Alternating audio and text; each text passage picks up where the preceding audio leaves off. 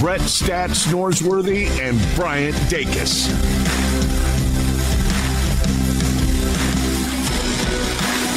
Welcome into Sports Time. Bryant and Brett with you on this Monday afternoon. Landon Schmidt producing. We're Sports Time. We're with you for the next 3 hours and a lot to cover.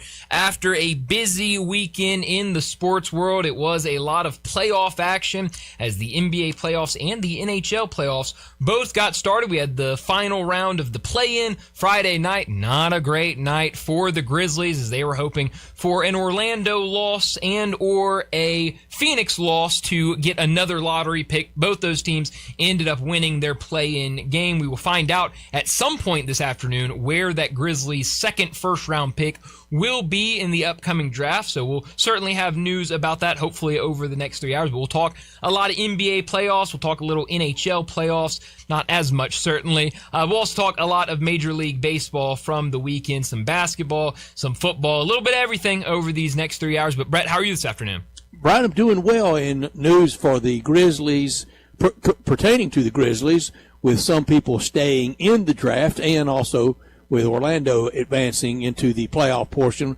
We now know about where the Grizzlies will be drafting, and also for the Tigers.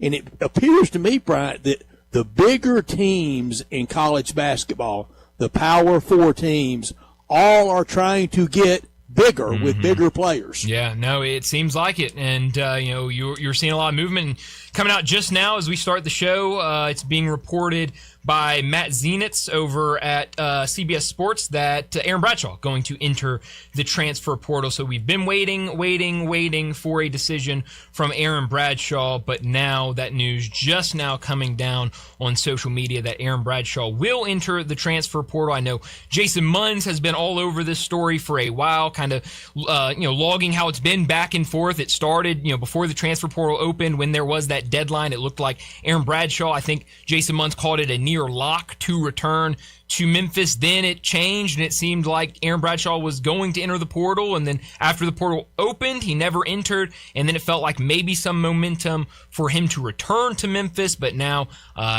just a couple minutes ago being reported Aaron Bradshaw will enter the transfer portal, and we'll see now what Memphis does as they've got a couple of visitors coming in, one on campus today, another going to be on campus tomorrow. We'll see if they can lock up more commitments this week.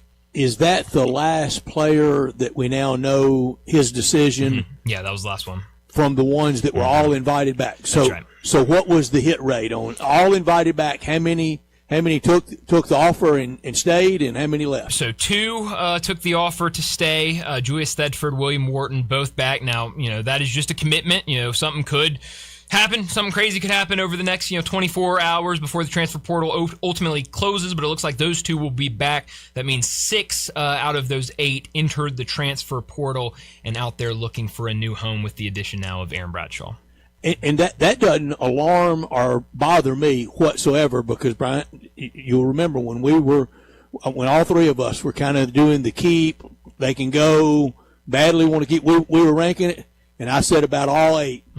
There's the door. Yeah, I can go 13 and 19 without you. Sure, and so you've got 2 back, which might do that, might do better. Sure. Yeah, but I can do at least that with or without you, because I just did it with you. Yeah, so I think having a little bit of continuity is important, and so bringing back at least 2 guys that know the system that Penny Hardaway wants to run and kind of what he wants from his players, I think will be nice. I think bringing Aaron Bradshaw back, if he had decided to come back, would have been nice. I don't think you're losing a ton with him going out. Now, you will have to replace that position and bring in some bigs, because we've seen the guys that they brought in, have been lengthy guys, guys that can, are 6'7", 6'9" type of guys, but neither of the forwards that they brought in so far are kind of those big men, in the paint type of guys. So they'll have to go out there and get some of those guys in. So obviously a lot to do for this Tigers team before next season. It's what I said about on senior night. It might have sounded a little crude and a whole lot crass, and I really don't care. They should have had a group picture, and the headline would have been, "Y'all almost got Penny Hardaway fired." If they could have found the money for him, y'all would have. So no nostalgia for me whatsoever about any of them, and not that much even about the two that are coming back. But I'll play along and sure hope that it does provide some continuity and help, maybe a cornerstone for next year with an improved team. We do know this. Everybody agreed there were three big, really four, because I think Bradshaw's return was probably fourth on this list. There were four big player acquisitions of the offseason. P.J. Haggerty 1, D.J. Wagner 2, and Rowan Brumbaugh 3, and then I think a distant fourth was the return of Bradshaw. Is that, you think that's correct in lumping him in there or not? Yeah, I'd say so. I think people would have liked to have him back. He's certainly not in that grouping, but I do think there were a lot of people that would have liked to have Aaron Bradshaw back.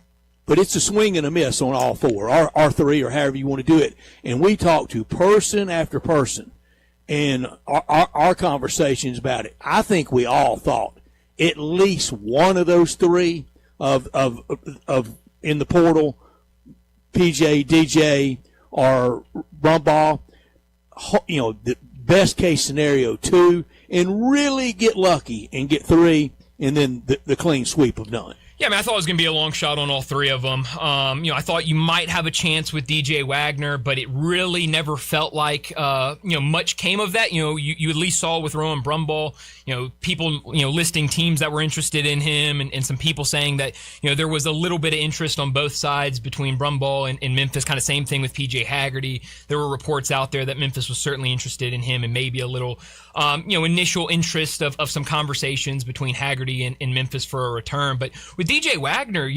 really throughout his entire time in the transfer portal, there was not much reported about, teams interested in him and kind of what, he was kind of looking for out of the portal. There was obviously the reports of him doing a couple of visits, but he lands at Maryland. And then last night, the news about Rowan Brumbaugh landing at SMU. It always felt like Rowan Brumbaugh would try to take that step up to a power conference team. And landing at SMU, I think, is a nice fit, and we'll be excited to see what he can do down in Dallas next season. But yeah, it hurts, kind of going in. It felt like, those were the big three for the fan base. If you can get one of those three guys in, that would be huge. And you come out of it, getting none of the three. So it's definitely interesting. I always had, and not based on a lot, but on a little, I always had suspicion that Brumbaugh would end up committing and going to Alabama, where the green light would just be on all the time. Because Alabama, they make no pretense at all around it. They want to do two things: shoot layups or dunks, or threes. Yeah. And that's kind of his style and his game. We're not much for a 15-foot jump shooter these days. P.J. Haggerty, we've just all been through enough with him. And on DJ Wagner, I never, and I know a lot of fans did, and a lot of people were hoping, but I never thought any Tiger loyalty that they could tap into there. Arkansas did not fight at all to keep him. His granddad's alma mater, Louisville, didn't fight at all hard to want him. And Kentucky, where he had been, and a little bit of conversation about he might go back there, they didn't want that. And Kentucky's really in full scramble and struggling out there. They didn't want him. It did surprise me about Maryland. But why did people think? I mean, his dad played here. I looked it up. He appeared in 36 games for the Tigers 1 year, 36 games, 24 years ago. I mean, a complete different coaching staff, complete different Memphis Tigers program as to now. So why would people even think that, some type of blue and gray loyalty was going to kick in at the Wagner house? Well, I think for me, and I can really only speak for myself of kind of the thought process. And like I said, I didn't think there was a great chance out of the three. I thought he would have been the best chance. It was mainly due to, Penny Hardaway recruited him out of high school, so there was already a connection there between Coach Hardaway and him. And, with Aaron Bradshaw, kind of the unknown of would he return or would he enter the portal. That's a guy who played with him in high school, so I thought maybe there could be a connection there where if DJ Wagner showed some interest in Memphis, maybe Aaron Bradshaw doing some recruiting to get him to Memphis, and then Aaron Bradshaw sticking around, that maybe that would play a factor in it. But yeah, it was. There's always that thought when you have, a family member, certainly a father that played at any school, you feel like it, can give you kind of that upper hand. But, you're right. Not a lot of time spent here, not a lot of games logged for him. And so now he's going to land at Maryland, and we'll see what he can do for Buzz Williams. But, I thought it would have been a nice piece at Memphis to come in and, felt like he would really be able to dominate the conference and, be a good piece for this Tiger team. But now he's off to Maryland. Probably more brand Tiger U of M loyalty at a OG Barkley from Camden than it was Wani. Yeah, well, that's a good point. So, it is a swing and miss. You mentioned Rowan Brumball landing at SMU. I'm curious if he's from Washington D.C. I wonder if he has any ties to the state of Texas, because he was at Texas out of high school, now going back to SMU. So interesting there, if there is some sort of Texas tie with him. But I think he'll be. I didn't realize Texas. I thought Georgetown was first stop. I think it was either Texas then Georgetown or Georgetown then Texas. He spent a year. I think it was his freshman year at Texas before going to Georgetown. Beard or for? I don't know. I don't. Let's see, 23, 24. So I don't know. No, that would be. Before that was, I don't know who was the coach back then. And what? No, it would have been Beard's assistant took over. Yeah, Rodney Terry. So he was there the 1 year with Rodney. RT Terry. as they all call it. I love that. I love that. So yeah, we'll see what Memphis does. I mentioned Tylik Weeks is on campus right now. We'll see what if they can land a commitment from him before he gets off campus. That's a guy that averaged nearly 20 points last year at Southern Miss. I think would be a nice addition, a forward that likes to get to the rim. And then tomorrow, Cornelius Williams, who was at North Alabama the last 2 years, a guy that I love, is going to be on campus tomorrow. So I think would be a huge nobody addition. Knows North Alabama better than you. That's right. I enjoy watching some North Alabama basketball, so I would love that addition. I think he's a great player. More of kind of that interior piece, can grab a lot of rebounds, second chance points type of guy. So would love for Memphis to wrap him up, but it looks like they're trying to kind of move. It felt like at first they were after a lot of guards. Now it feels like maybe shifting gears, especially it seems like probably knowing this Aaron Bradshaw news was coming. More of the front court guys that can be real interior pieces. Again, not trying to be mean, not trying to be crude or crass or cold-hearted, Brian. It just appears to me. And it just may be the way of the world. It may be exactly where this program, where it is not only right now, but coming off of that 13 and 19, it looks to me like the Tigers are shopping at the discount aisle. Well, I've seen people say that, and I personally don't like that type of language around it, because I think these are good players. That there are good programs that are low major, mid major. They play really, really good basketball, and so you're right. It's just kind of the way that college athletics is right now. It is a money game. It's hard to go out there and land these guys that are at power programs that are entering the transfer portal because they've been paid this amount of money and they want this amount of money. There was the story, even of some of these mid-major guys, Kobe Garland, I think is his name, who was set to have a visit with Memphis, and then that got canceled. He ended up visiting Georgetown, I think visited Oregon as well, and there was a quote that Jason Munns had where his father said something of the sorts of, if they can bring a better offer, then we'll reconsider them or something. Yeah, that's not the direct quote, but something along those lines. It's a money game now, and so I think you can build great rosters with the type of players that Memphis has targeted and some of those teams that these players are coming from. But you have to go out there and really figure out who are the good players, who are the not so great players. The talent evaluation is got to be top tier, and we'll see if this Memphis staff can do that. It's a real jigsaw puzzle, and last year did have Doug McDaniel in it. Mm-hmm. So far this year, I haven't seen that. A lot of these bios and profiles, if you cover up names and schools, it looks a lot like last year. Mm-hmm. Yeah, it does. And so, I think we saw what we got out of last year. Sure. And, it can be very similar to that. It can be very different from that. We'll see what these guys can bring to the table. I think the biggest difference right now is you're seeing a couple of the guys that they've already brought in can be 3-point shooters. A couple of them can score off the dribble, and those were issues that this Memphis team last year really struggled with. And so, to me, it feels like Penny Hardaway went out there and he wanted to target a couple things. The two biggest, it feels like he wants length and he wants guys that can score. And it feels like he's starting to bring some of those guys in. Now it feels like he's transitioning to more front court pieces, and we'll see if he can land a couple of commitments over the next couple of days. And if these guys mesh and turn into a nice team in the American. But we'll see what he can do over this next week. But we've got a busy show today, so let me set it up before we get to top and not top story of the day. 3:30, we'll talk the NBA playoffs as it got kicked off on Saturday with round one action. We'll go all the way back to Friday night when we had the final night of the play-in. The Magic with the win at home against the Hornets, and the Suns with the home win over the Warriors. Both those teams sliding into the 8th seed for their conference, and the Magic turned that victory into a round one win over the number 1 seed Pistons out of the East. So a lot to talk about with the NBA playoffs. We'll do that in our next segment. 3:45, we'll talk some Major League Baseballs. We already have one final on the day as the Boston Red Sox and the Detroit Tigers were in action early. A 10 a.m. first pitch. Red Sox with an 8-6 win over the Tigers, but we'll talk a little bit about that game, a little bit about the slate today, but we'll talk a lot of the action from the weekend. 4 o'clock, David Cobb from CBS Sports. He'll join us. We'll talk college football and college basketball. We'll get his thoughts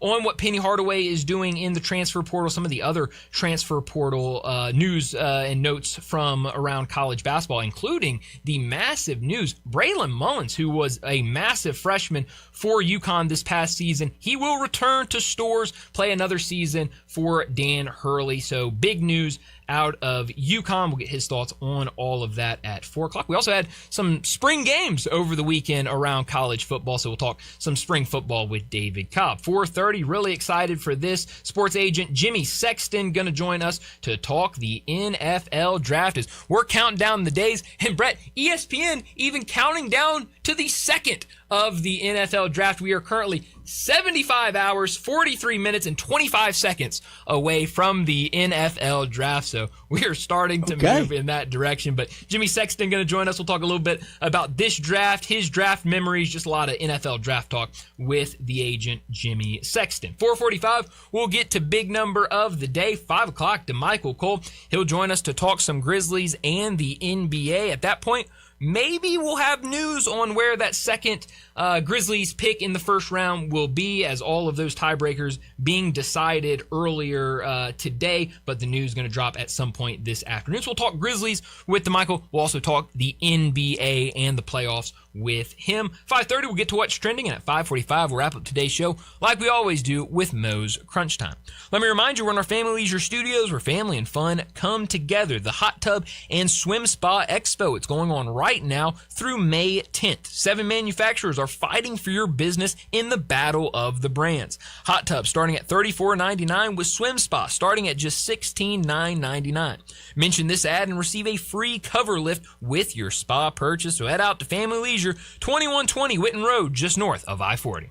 He's Brian, I'm Brett. We're Sports Time. Our producer is Landon Schmidt, and we're live and local and with you until 6 o'clock. We want you to be a part of our show by texting or calling 901-360-8255. That's the Sissy's Log Cabin text and talk line. Our guests will appear on the Sissy's Log Cabin guest line at 901-360-8255. Always live and local from our Family Leisure Studios. In this hour, brought to you every day by the great people at Lexus of Memphis at 2600 Ridgeway and online at lexusofmemphis.com. Great offers on all 2026 models and always special leasing options. You can drive in luxury and confidence knowing that every new Lexus comes with complimentary first and second maintenance services. You can call them at 901-334-9673, but they want you to stop by the only Lexus dealership in Memphis at 2600 Ridgeway, and that's where you can put yourself in the driver's seat of the all-new 2026 flagship LS500, and you'll be looking and you'll be driving in style. When you purchase a Lexus, you get top-of-the-line engineering and design, and they make for the safe luxury driving experience. Online at lexusofmemphis.com. Experience amazing at Lexus of Memphis. Top story of the day. Well, my top story of the day, it is the NBA playoffs as it got started over the weekend. It really started Friday night with the play-in, the Magic win, the Suns win. Not great for the Grizzlies, as they were hoping to get another lottery pick, but we will find out at some point this afternoon or this evening where that second first-round pick will be. But the action in the first round was a lot of fun. It started Saturday morning, Raptors and Cavs. It went all the way through the night, where we got our first actual on-TV, nationally televised game that night with the Rockets and Lakers. We learned just about an hour or so before that game that Kevin Durant wouldn't play for the Rockets, and the Lakers got that win at home. Who bumped into him in 107-90. That's a really good question. It's a good way to walk home. No, it really is. So a fun Saturday that turned into a fun Sunday, where we thought that all of these were going to be lopsided. It was the teams that made it out of the play-in playing the top two seeds in each conference, but we got the upset yesterday afternoon with the Magic getting a 112-101 win over the Pistons. So now the Pistons, the number one seed, look up and they're in a hole after game one. So really interesting stuff there. But also, I have to bring up the NHL playoffs over the weekend, because last night, one of the greatest hockey games. Now, I've only been watching hockey for a couple of years. Brian. No question. It was by far the greatest hockey game I've ever watched. I think one of the greatest hockey games, maybe ever. That game was insane. Buffalo down 2-0 and dead. That's right. They were out of it completely. I mean, that game was over. That building. Oh, it was awesome. It was separated itself from anything in sports all weekend, didn't it? No, it absolutely did. I mean, they were ready for some sort of playoff momentum. Well, they're due in Buffalo. They certainly are due, and they came out to support. It was about halfway through the third period. And Did they jump through tables at the hockey? I don't know if they jumped through tables at the hockey. They had a bunch of people outside that couldn't get into the building, so maybe they were jumping through some tables. It did look a lot of fun, but down 2-0 about halfway through the third period. They get one in. They add a second a couple minutes later, then a third, then a fourth. It was really incredible stuff to get a 4-3 win over Boston. Just had to make sure we made note of that, because it really was a fun Sunday night out in Buffalo. Bryant, great take. You could feel it coming through your TV. You really could. That it mattered, and those people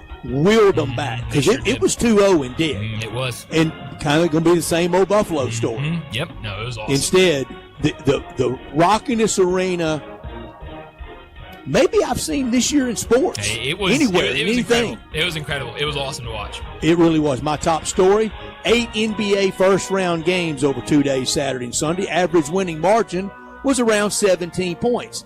8 teams are up 1-0, but a few surprises. First time the Lakers have gone up 1-0 since beating Golden State in the Western Conference semifinals after the 2023 regular season. Before that, and they went on and got swept by Denver. Also that year, they started 1-0 against the Grizzlies in that first round. That was the day that DB ran his big mouth at the King, and look what it got us. Orlando up 1-0 over Detroit in a surprise. Most people had Orlando maybe not even squeezing into the play-in, not getting into the playoffs, and the coach may be fired by now. They're up 1-0. And Detroit looked more the younger team than Orlando did. They sure did. And that's now a hole, and we'll see what the Pistons can do to climb their way out of it. Not top story of the day. Well, my not top story of the day, it is the Memphis Tigers, as the news just breaking as we started the show that Aaron Bradshaw is going to enter the transfer portal. He waited up until pretty much the last minute. The transfer portal closes tomorrow night, but he waited until a day before to announce that he was going to enter the transfer portal. So that means Memphis, as long as nothing crazy happens, and it doesn't feel like it will, Memphis will enter the 2026-27 season with 2 players coming back from last year's team. We've talked about it. They've added 3 guys out of the transfer portal, 3 high school recruits, and now they've got a couple of guys lined up for visits this week. Tylik Weeks is on campus right now, a guy that averaged about nearly 20 points per game. Last season was a top 40 scorer in the country at Southern Miss. He's on campus today. Corliss Williams will be on campus tomorrow. He was at North Alabama the last 2 years, originally started his college career at LSU before transferring to a couple of places. So maybe in the next couple of days, Memphis can add a couple more players to this roster. But so far, they've been interested in a lot of people. They've been conducting a lot of Zoom calls with these guys to try to show some interest and get those conversations started. Now it feels like this week, starting to bring guys on campus with 7 spots to fill now. We'll see what they do over this next week. My not top story, first place for the Cardinals in the all-important loss column after the Brooms were out in Houston, and I really don't know how. Here are the rankings today, this morning, in the National League. 10th in batting. I'm sitting here thinking, well, they've pitched pretty well so far, right? Yeah. No, wrong. No. 13th in pitching. Yeah. Well, they've defended the Cardinal way. Sure. Good, solid. 11th in fielding. Wow. But first in the National League East. And that's right. all that matters, as predicted. Of course. That I had. Still haven't played a National League Central team yet. And the schedule looks like the Cardinals have joined the American League. They're 9-6 against the American League, 4-2 against the National League. And only two National League teams they faced have been the Mets and Washington. Yeah. In the SEC world, you know what we'd say about them? What's that? They ain't played nobody. No, they haven't. Oh, boy. Mets in serious trouble right now. They just keep losing. I mean, they cannot buy a win right now. So we'll see if that turns the other side. Maybe they can start picking up some wins this week, but has not been good for the Mets. But that'll do it for top and not top story of the day. Let's get to our first break, and when we return, we're talking the NBA, talking about all the playoff action from over the weekend. We do that next on Sports Time. Add a little fun to your lunch break. Join Johnny Radio for Sports 56 Happy Hour from 11 to 1 every weekday on Sports 56 and 98.5 FM. Hey everybody, are you ready to see the USA in a new All-Star Chevrolet this summer? Well, Olive Branch has it all right here in one place. The new Traverse, Tahoe, and Suburban with third row seating. Here in Olive Branch, new Silverados with April deals that add up to thousands in savings and financing as low as 1.9. So you could go big with a new HD Silverado and make no payments for 90 days because your good credit deserves it. Military, first responders, you get an extra $500 bonus. And nobody beats All-Star Chevy certified and pre-owned selections. Every commercial Chevy truck and cargo van you want is ready to get the work done for you and your business today. And don't forget about all the certified and pre-owned Tahoes, Trailblazers, Silverados, Equinoxes, and yes, Corvettes. And if you have any vehicle you want to sell, bring it here to All-Star Chevy in Olive Branch and get the most money for it today. Together, let's drive. Don't miss the work or vacation event going on right now in Olive Branch at All-Star Chevrolet or go to allstarautogroup.com. Wesley Financial Group is not a law firm. I'm Chuck McDowell, founder of Wesley Financial Group. Did you buy a timeshare because they told you it was a great investment? That's a lie. Most timeshares can be bought online for $1. To find out what your timeshare is worth and to cancel it, call us today and we'll send you our timeshare exit kit free with all your options for cancellation. Call Wesley for your free exit info guide. 800-885-3333. That's 800-885-3333. Spring Black Friday is on at the Home Depot. Save on grills and patio sets that will be sure to bring your hosting game up a notch. Fire up your feast with help from the Home Depot and save on grills. Like the Next Grill 4-burner propane gas grill was $249, now in special buy for $199. Or give everyone the best seat in the yard with the Hampton Bay Mayfield Park 4-piece conversation set for only $399. Save on grills and patio sets with low prices guaranteed during Spring Black Friday only at the Home Depot. Now through April 22nd while supplies last. Exclusions apply. See homedepot.com/price match for details. Breaking news for your home. Way Day. Wayfair's big sale is almost here, and you can score the best deals in home. Like up to 80% off everything home. Yes, you heard that right.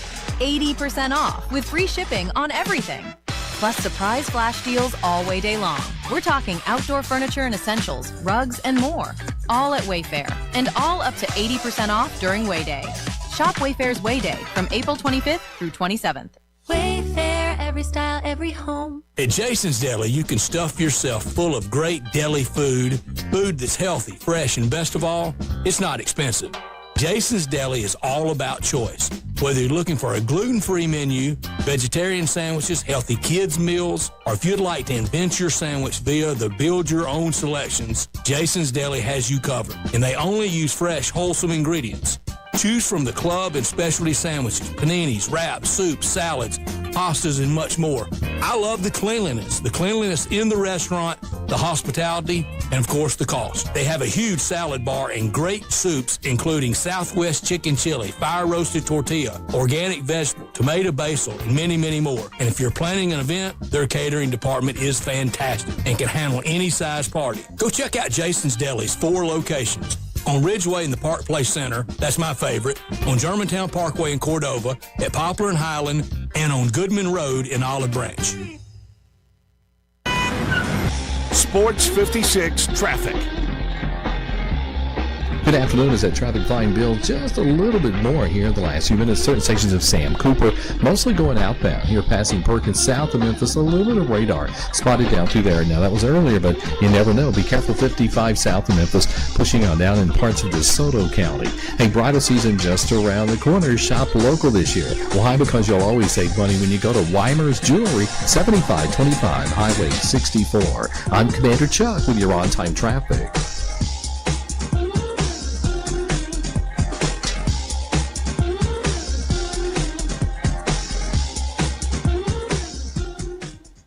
Now back to Sports Time on Sports 56 and 98.5 FM. This hour is brought to you by Lexus of Memphis. Here are your hosts, Brett Stats Norsworthy and Bryant Dacus. Well, the NBA playoffs got started on Saturday, but it was after the final night of the play-in tournament. It started Friday night with the Hornets on the road against the Magic, and it felt like the way the Magic have been trending to end the season after what we saw in their first game of the play-in tournament, the way that the Hornets scored and played well without a couple of their best scorers providing much offense, especially three-point shooting. It felt like the Hornets could beat the Magic, but no. It was all Orlando all night, 121-90, and really the story of that game, and really the story of both games for the Hornets, Con Knippel in his rookie season, as good as the regular season was, just wasn't able to step up in postseason play. He had the struggles for sure, and a young team. I think they still probably overachieved for the year. Absolutely. And would if when they do the big deep dive on the year, I think they'll be very pleased with the year. We talked about their win total being at 25.5, 26.5. I mean, they blew through expectations, I think. And the direction that the franchise is going in, and it's been it's been in the wilderness more times than not. But Orlando, who saw? I mean, a lot of people thought the Q word that they would quit and fire the coach and locker room turmoil. So much for that. It was not as close as that 31-point march. They just put it on them. The second game wasn't close, and now the story's out there of was that it for Steve Kerr, and today Draymond Green said it sure looked and felt like it. Yeah, and you saw it towards the end of that game. He was doing the hugs, and it felt like kind of goodbye. We've done this, and kind of this is the end of the road. But you're right. It was the Suns 111-96 win over the Warriors. Steph Curry wasn't great in that game. Jalen Green, another awesome performance for him. So he had 36 points, 6 rebounds, and 4 assists. And yeah, I mean, if this is the end for Steve Kerr, it certainly brings into question Draymond and Steph. Will they want to play a couple more years under a different coach, or do they? The answer is yes, because what they can be paid. Well, certainly, but I mean they both made a lot of money, and you never know. But I do think they'll stick around, play a couple more years. But what will that look like? I think they've got some nice pieces that it hopefully won't have to be a full rebuild for them. That they can kind of use a couple of the pieces they already have to try to maybe stick around where they're at and maybe try to improve. But the Suns looked good in that game, but then turned around in their first game in the playoffs, and not so much, of course, when you're playing the Oklahoma City Thunder.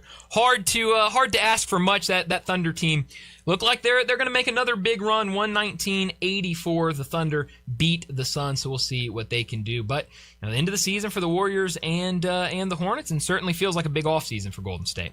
It had been the end of the dynasty, and it was one of the great dynasties, largely out of the draft room, and should give a lot of people, including Memphis, hope that it can start there. They added pieces for sure through the years. They had Kevin Durant, that's a big piece, and others.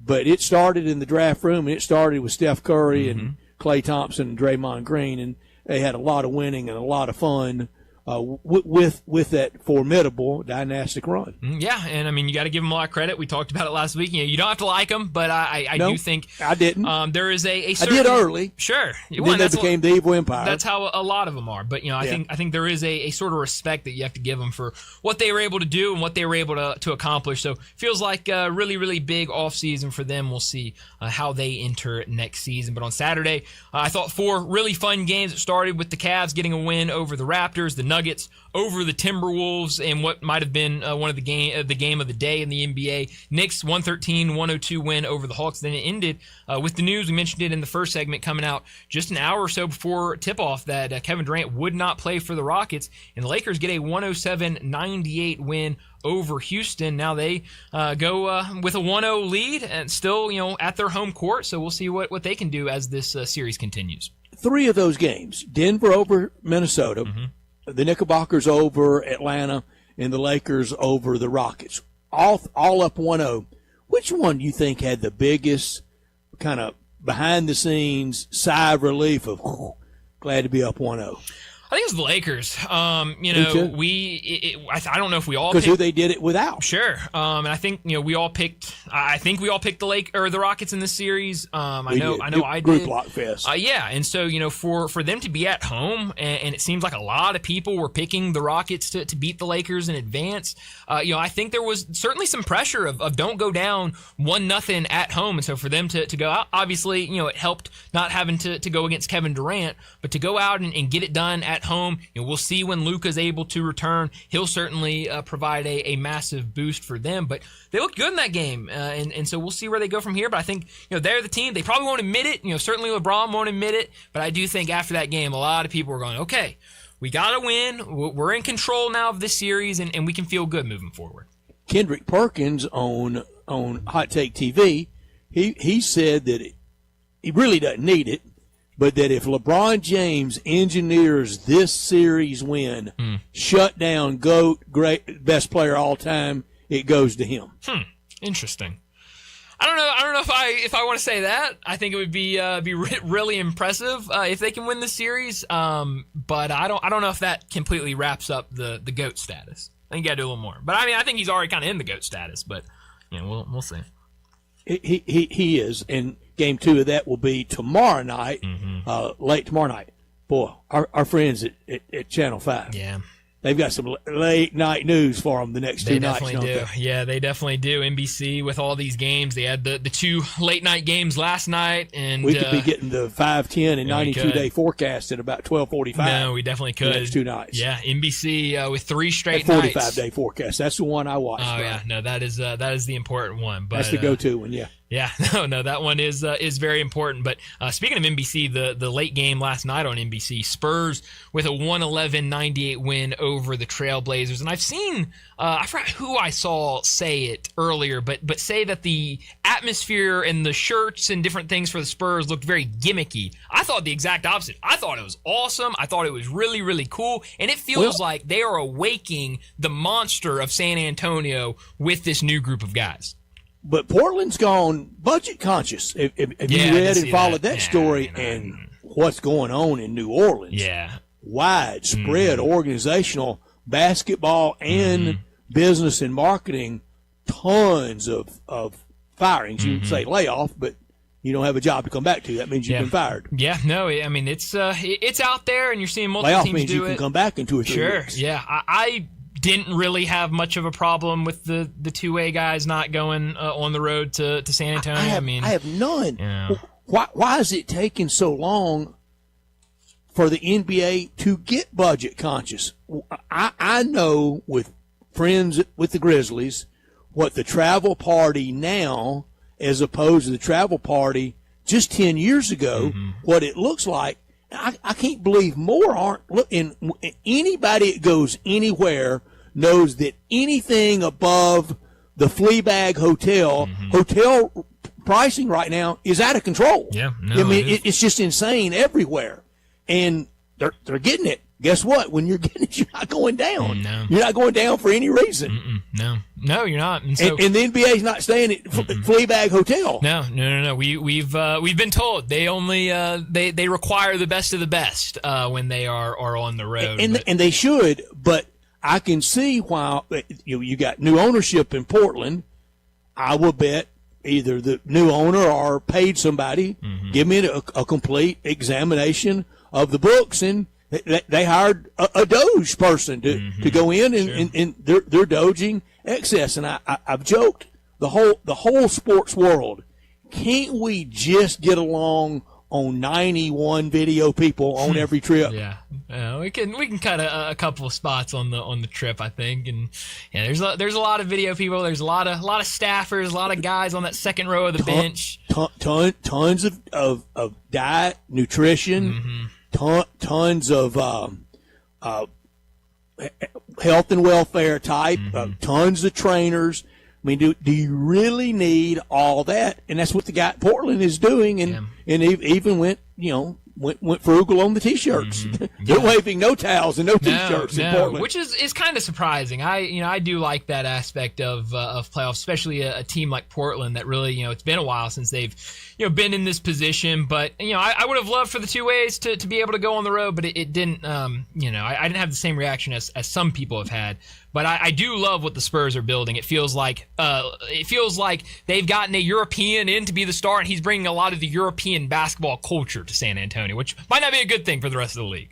And that the stories out of New Orleans, I mean, they're cutting into muscle. I mean, they're letting go of a lot of people. Yeah, no, they are, and so you're seeing budget cuts, and obviously, New Orleans, they have a lot of issues. Not only. But when you shoot that flare, when you go budget conscious, it says to everybody else, stay away from them. No, it does. To that young person that may be sitting there with a resume on a desk at 2 or 3 different NBA places, when they call, go, no thanks, I'll go somewhere else, or where it really matters, you get to free agency and to coaching. I don't want to work for frugal. Yeah, no, I mean it's not a great look, and so the issues that they have down in New Orleans, it's a laundry list of issues, and so they've got to figure it out, and obviously they won't have a first round draft pick this year. It sounds like they're going to try to trade into the first round, but the issues are long in New Orleans, and I don't know when they will ultimately figure them out. It's been long. Doesn't it start with Zion? Yeah, I mean, I think it's certainly deeper than just Zion, but Zion certainly, his lack of availability. He's the picture of it. Sure, and I hate it because, he's really good when he's on the court. It's just the problem of, he's not able to be out there nearly enough. So, got 3 games tonight in the NBA. It'll start at 6 o'clock. Raptors, Cavaliers, Game 2. Cleveland with a 1-0 series lead in that one. 7 o'clock, Hawks and Knicks on NBC. And then the final game of the night, 9:30, Timberwolves and Nuggets also on NBC. So we'll see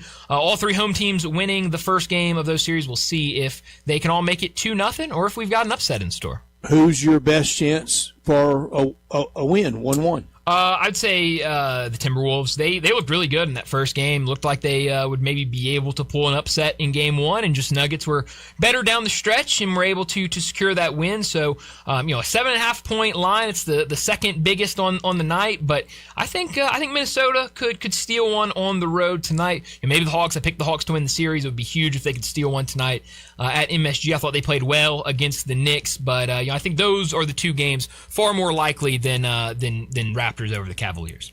Yeah, it's going to be fun watching the NBA tonight. And everybody, if you're ready to see the whole country in a new All-Star Chevrolet this summer, where the place to start that summer road trip is in Olive Branch at All-Star Chevrolet, the new Traverse, the Tahoe, a Suburban with a third row seat, new Silverados with April deals that add up to thousands in savings. For those trips, financing as low as 1.9. Go big with the new HD Silverado and make no payment for 90 days. Your good credit deserves it, and you get it from Drew DePriest and his team. Military, first responders, you always get that instant extra $500 bonus. Nobody beats All-Star Chevy certified and pre-owned selection. Every commercial Chevy truck and cargo van you own is ready to get to work for you and for your business. that you're working so hard in, and all the certified or pre-owned Tahoes, Trailblazers, Silverados, Equinox, and Corvettes, all in one place on Highway 78, Kraft Goodman Road, right down Highway 78, first exit into Mississippi, and you're there. If you have any vehicle you want to sell, bring it to All-Star in Olive Branch and get the most money back for it first thing tomorrow morning. Together, let's drive to All-Star. Don't miss the work or vacation event going on now in Olive Branch at All-Star Chevrolet. And for more information, you can always go to allstarautogroup.com. Well, we need to get to another break. When we return, we're going to talk some Major League Baseball. It's a fun weekend around the baseball world. We'll also talk about the slate of games for today. We do that next on Sports Time.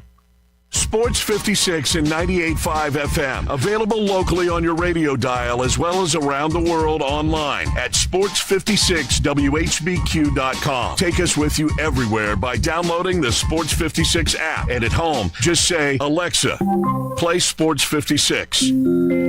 Wherever you are, it's easy to stay tuned to Sports 56 and 98.5 FM. You know what makes a city great?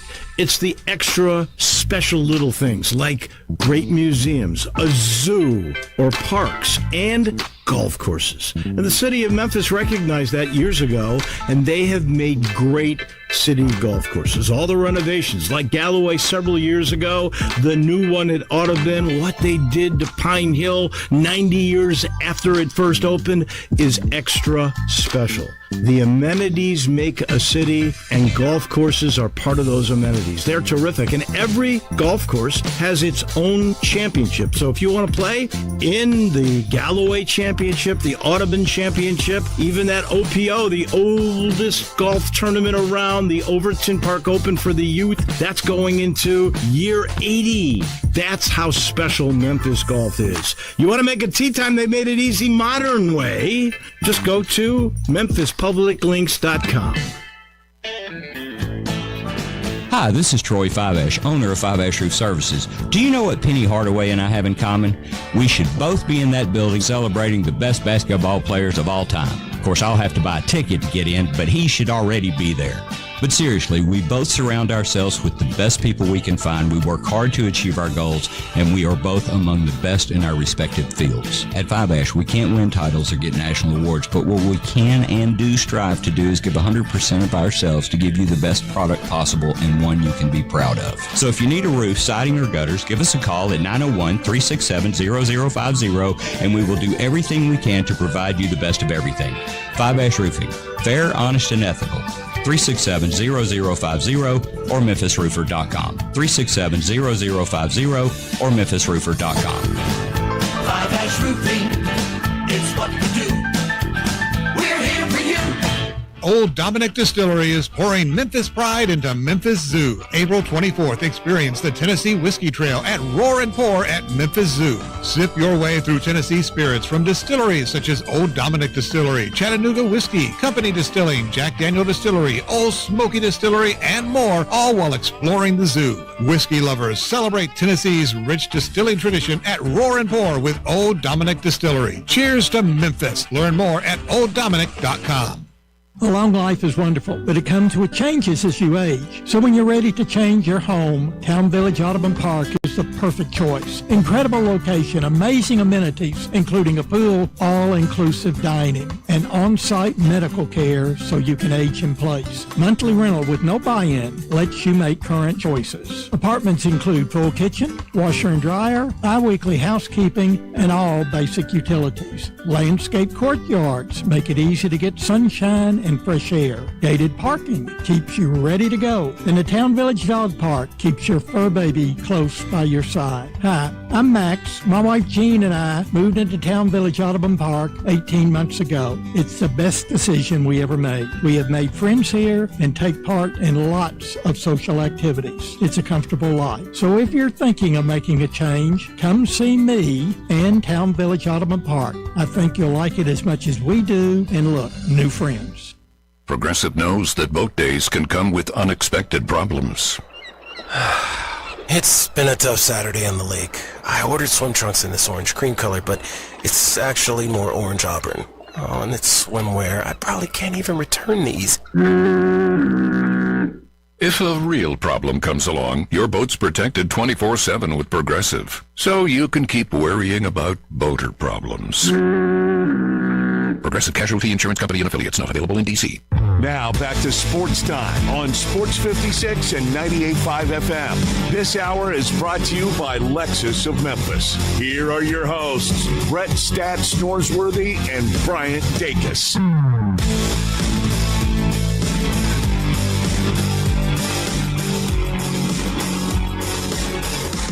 Well, we've already got one final in Major League Baseball after the Red Sox got to an early start today with the Boston Marathon going on. They started at 10 a.m. this morning, an 8-6 victory over the Tigers. So the Tigers dropped 12-11 on the year. The Red Sox improved to 9-13. It's been a slow start for them, but that got the day started. We won't have another game until about 5 o'clock when the Astros and Guardians play. Obviously, a more limited slate of games tonight being a Monday, but some fun games, and it comes after a really fun weekend of Major League Baseball. It was, and look at the Cincinnati Reds. They're having a lot of fun. They're really in first, but not in the all-important loss column. But they'll take it and got the weekend sweep. And did you see how they had the win, the final strike of the game yesterday, bottom of the 10th? And I don't know if this is an original Chip Carey line or if he's using it from other people, but it sounded original. You know what they're calling the runner that goes out for extra innings to second? I don't. The Manfred Man. Is that right? I haven't heard that. Wow. Yeah. I've always just heard people call him the Ghost Runner. Chip Carey and others are Manfred Man. Yeah, which it was a good 70s band, Manfred Mann's Earth Band, but not familiar it was 70. And there's no need to be. Well, they weren't that good. There's no need to be. But 7-4, bottom of the 10th. Twins have base runners everywhere, and it's a pitch that the umpire calls a ball. The catcher challenges, strike. ABS rings him up, walk off. Interesting. Yeah, so we wonder, do we want a World Series ending like that? Well, we had a game in April in like that. Yeah, and I think far different reaction if it happens in the World Series than a random game in April. We'll be Twins Reds in the World Series. No. But yeah, I don't get the Reds on TV, so which makes me mad because I do like this Reds team, but I haven't been able to watch them. But looks like they've been playing well. They're off to a good start. They've got some really fun young pitchers. Obviously, Rhett Lauder going to go manager tonight. A really, really good manager, and it seems like the bats have been working. So 3 straight wins for them and 14-8 on the season. It's a pretty good start for the Reds. It felt like last season a lot of people thought that they could kind of make that jump, and they struggled, but maybe this is the year that they can make that jump and be a successful team out of the Central. They're in Tampa. Well, they're in St. Pete to play the Tampa Bay Rays, and the bridge and everything that goes with that goofy stadium. The Reds will have more fans there because the Reds stranglehold on that area with Training Forever at Plant City. They're a much more known entity in that market than the goofy Rays. Yeah, it's going to be a fun game tonight. We mentioned Reds 14-8. The Rays, not a bad start to the season, 12-9 on the year. 2 great managers. And Rhett Lauder going tonight for the Reds. He's really, really fun, young pitcher, spent his collegiate career at Wake Forest. So it should be a fun game starting a little after 5:30, about 5:40 or so. So that will be a game to watch tonight. But a lot of fun games tonight. You've got Phillies and Cubs. Phillies off to a slow start, 8-13 to start the year. The bats have just been really, really cold against a Cubs team that just wrapped up a really nice weekend against the Mets. They're at 12-9. That'll be another fun game later tonight. And the Braves in D.C. to play the Nationals. Braves 15-7. Yeah, no, it's been a great start. And torrid start. It has been, and it felt like going into the season. Last year, just so many injuries that stacked up for them. It really felt like they couldn't get into a groove of the season. We knew the star pitcher, star center fielder out, but throughout that pitching rotation, a lot of guys injured throughout the year. Some other pieces in the field injured, and so coming into this year, mainly pretty healthy, and they've been off to a really, really nice start. We'll see if that can continue against the Nationals team. I know they're 10-12, but they've been playing some good baseball to start the season. On the road for the Braves, that'll be tough tonight, but Bryce Elder has been a really, really hot start the year, a .77 ERA, so should be a fun one tonight. talk is pretty cheap in April because it's just so much baseball to play. I mean, almost literally the whole schedule. But for the Mets, are we approaching? It's getting late early. Well, I mean, it's not a good spot to be in, especially when you look at some of the other teams in that division, the way the Braves have started the season. It feels like, it's been a slow start for the Phillies, but you got to imagine that they'll figure it out at some point with those type of names in the lineup. And so you don't want to get too far behind, and 11 straight losses. I mean, that's just feels like it's bad all around, and that kind of starts creeping into bad vibes in the clubhouse. But that proverbial 19 out of 22 erases all this. Sure. And they can do that. I mean, I think so, but they've really shown nothing. I think so. That's it. I think so. There's just so many new players on this team. As I said, talk is cheap. Yeah. Talk is so cheap. I texted a Dodger friend of mine this morning. I said, Cardinals only have 2 less wins than the Dodgers. How about that? And about $300 million less in payroll. Well, that's a really good point. And so who knows? But I mean, you just look at this. The response was, I hope that made you feel better. Well, I hope it does. But but we're trying to be positive. And you've been Mr. Positive, so I'm trying to remain positive for you. But so how have the Cardinals done it? I mentioned in the National League, 10th in batting. 13th in pitching, 11th in fielding. How have they done it?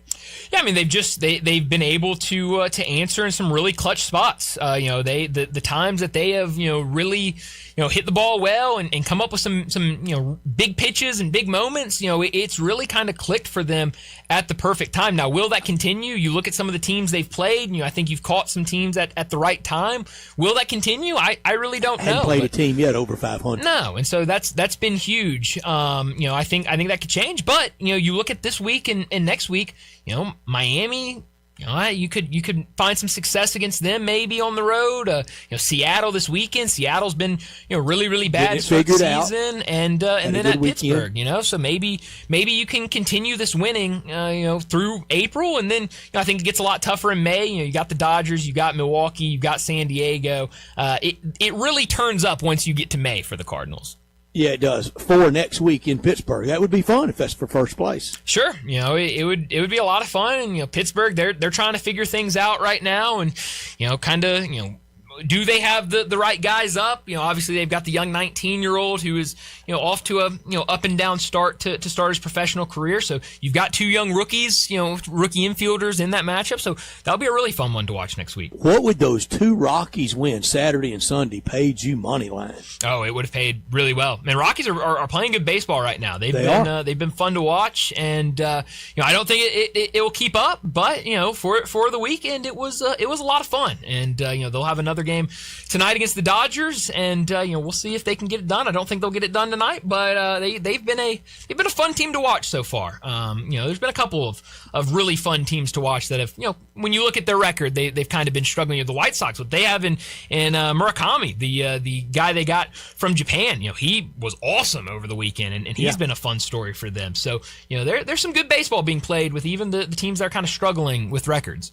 Cardinals game notes yesterday mentioned that the Astros manager, Joe Pineda, was here in Memphis with the Redbirds for 8 games in 2004. Interesting. I got nothing. How about that? I'm sorry, Joe. I don't remember you didn't tell me he was going to be a great big league I missed manager? my chance. Well, hey, you can be a big league manager someday, Joe. Maybe you did and you didn't notice it. No, I know I didn't. That's too bad. I missed my chance. I would have. That's right. You would have counted. An opportunity missed, but hey, that's what happens. But we need to wrap up this first hour, get to another break, and when we return, talking some college football and college basketball. David Cobb from CBS Sports. He joins us next.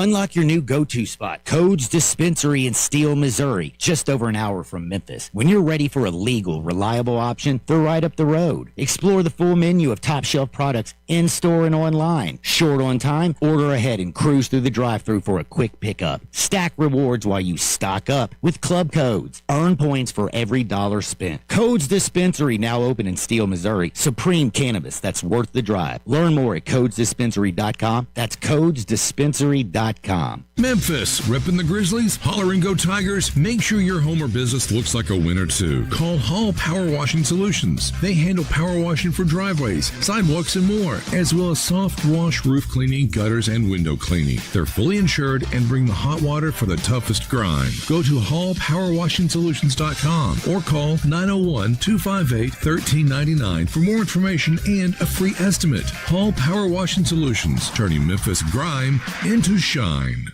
Do you know one of the best things you can do for your employees or family's health? Provide Arctic Clear bottled water. Arctic Clear bottled water is your locally owned and operated bottled water provider. Arctic Clear is 100% natural spring water with free delivery and setup, dependable service, and no long-term contracts. What an easy choice. Call Jeff Manus today, 901-382-2363, or visit arctic-clear.com. Arctic Clear bottled water. Call now, 382-2363. That's 382-2363. Is your wife asking you to stop eating junk food? Well, we have you covered at Humdinger's. It's quick and it's healthy, and most important, it tastes amazing. With many choices from salmon salad to rainbow trout and grilled asparagus. Come visit us for lunch at Humdinger's, 6300 Poplar Avenue. So good, Coach Penny eats with us weekly. Don't forget, Humdinger's offers full-service catering for weddings, social events, or your corporate lunches. You can call 901-260-8292 to find out more.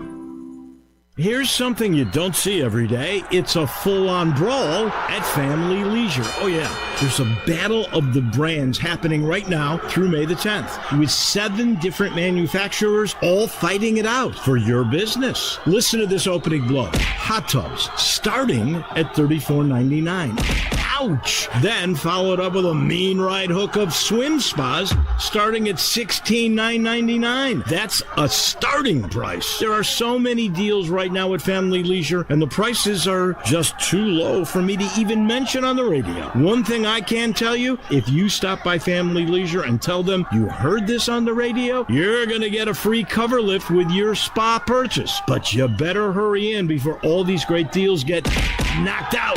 Technically, this is called the Hot Tub and Swim Spa Expo, but we're calling it the Battle of the Brands, happening now through May 10th at Family Leisure, Whitten Road and I-40, where family and fun come together. Listen each and every Sunday morning at 10 a.m. and join Ottawild Presbyterian Church for worship. Ottawild is a PCUSA church located in Midtown Memphis. Sports 56 traffic. Good afternoon. T-Dot's out here working with a couple of accidents, a little bit more volume just in the last few minutes in the eastbound lanes. 240 over here between Poplar and Walnut Grove as traffic starts to build a little bit more volume here in the last few minutes. Over where they're working at 55 and 3rd. Sometimes it can get pretty wild over there as traffic gets heavier to the north 51, working your way up towards Millington. Hey, bridal season just around the corner. Shop local at Weimer's Jewelry this week. 7525 Highway 64. I'm Commander Chuck with your on-time traffic.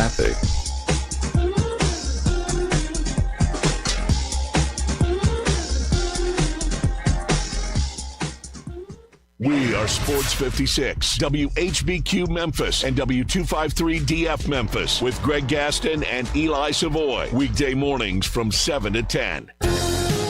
Now back to Sports Time on Sports 56 and 98.5 FM. This hour brought to you by Landers Ford in Collierville. Here once again are Brett Norsworthy and Brian Dacus. And she says, I wish that I could be like the cool kids.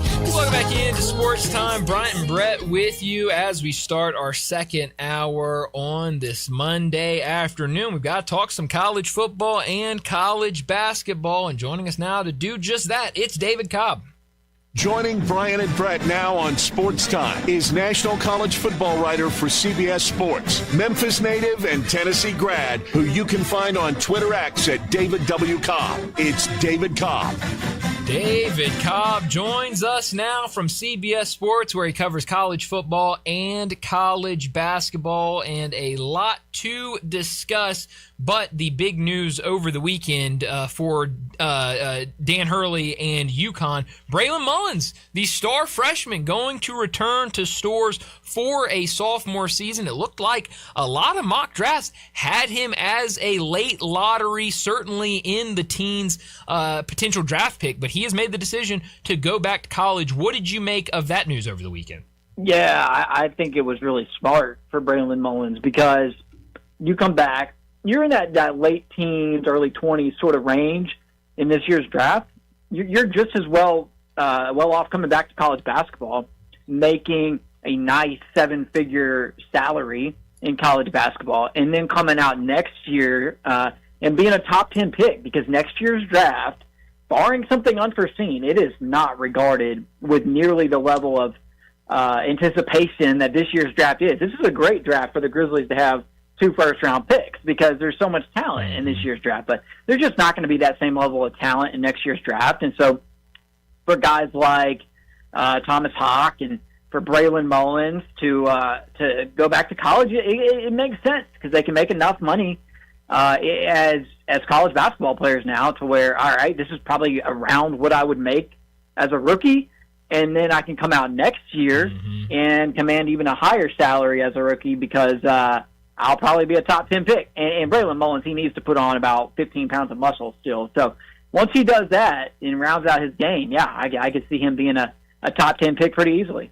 David, Bryant and I were talking about that on Friday. I knew Condon was back to Florida, but it's official. Houck is back because I was afraid I'd gotten tricked by a bogus tweet site, but he is returning to Florida. It seems crazy, doesn't it? That a guy who has proven as much as he has would come back to college basketball, but he's back. Wow. And well, they're the favorite.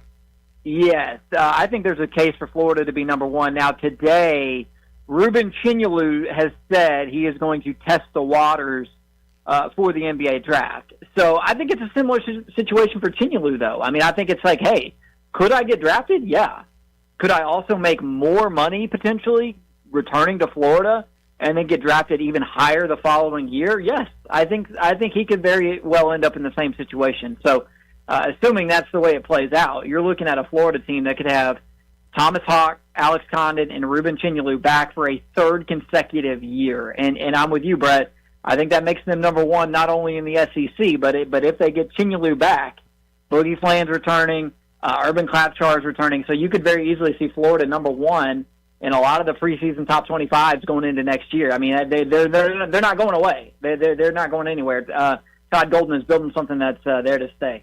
Isn't it funny / ironic that Florida and UConn, that they're able to do this? They're able to bid against the NBA when you had so many Kentucky fans just convinced that they were going to be able to do that through the years with various players, and every one of them turned pro. Yeah, well, no doubt. It's interesting now the situation Kentucky is in. They are kind of grasping at straws a little bit in this portal cycle, and it's not. I don't think it's due to a lack of money. I don't really know what it is. They're just not hitting the mark in terms of getting the high-level Tier 1A sort of talent that you would expect to migrate to Kentucky.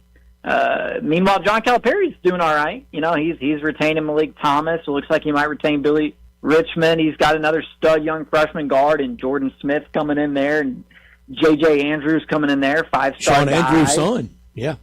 Yeah. So it turns out maybe it was more about John Calipari than it was about the name across the front of the jerseys there for so many years in Lexington. Imagine that. Yeah, how about it? And I think Memphis fans are learning a little something about that as well. Talking about some of these guys that are maybe making the decision to return to college, I heard that there's been some rumors about Nate Ament, who right now seems like a lottery guy. A lot of places have him as a top 10 type of guy, that he could test the draft waters, but also is maybe open to returning to Tennessee. Tennessee has had has done a nice job in the transfer portal. Have you heard anything about Nate Ament maybe making the decision to return to Knoxville? Well, I mean, it is telling that we haven't seen him announce anything yet, which suggests there's not been a final decision made. I mean, a lot of these guys, it's so obvious they're going to the draft, and then they put something out and just make that official, and you just move on with your life, right? And I kind of thought that would be the case for Nate Ament. He, as you mentioned, Brian, I mean, highly regarded, a potential top 10 pick. Now, he's not the most refined or finished product in this draft class, but his long-term outlook in the NBA is still really good. I find it hard to believe that he would come back to college, because I don't view him the same way I view Thomas Hawk and Braylon Mullins. For those guys, you know, you can really see, all right, if you're later in the lottery or you might slip into the 20s, it's obvious maybe, or makes more sense to come back to college. I mean, Nate Ament, we're talking about a top 10 guy. Now, is it possible he could come back to college in next year's weaker draft class after another season of building out his body and showing his game, right, that he could be a top 5 pick? No doubt. I think that's absolutely possible.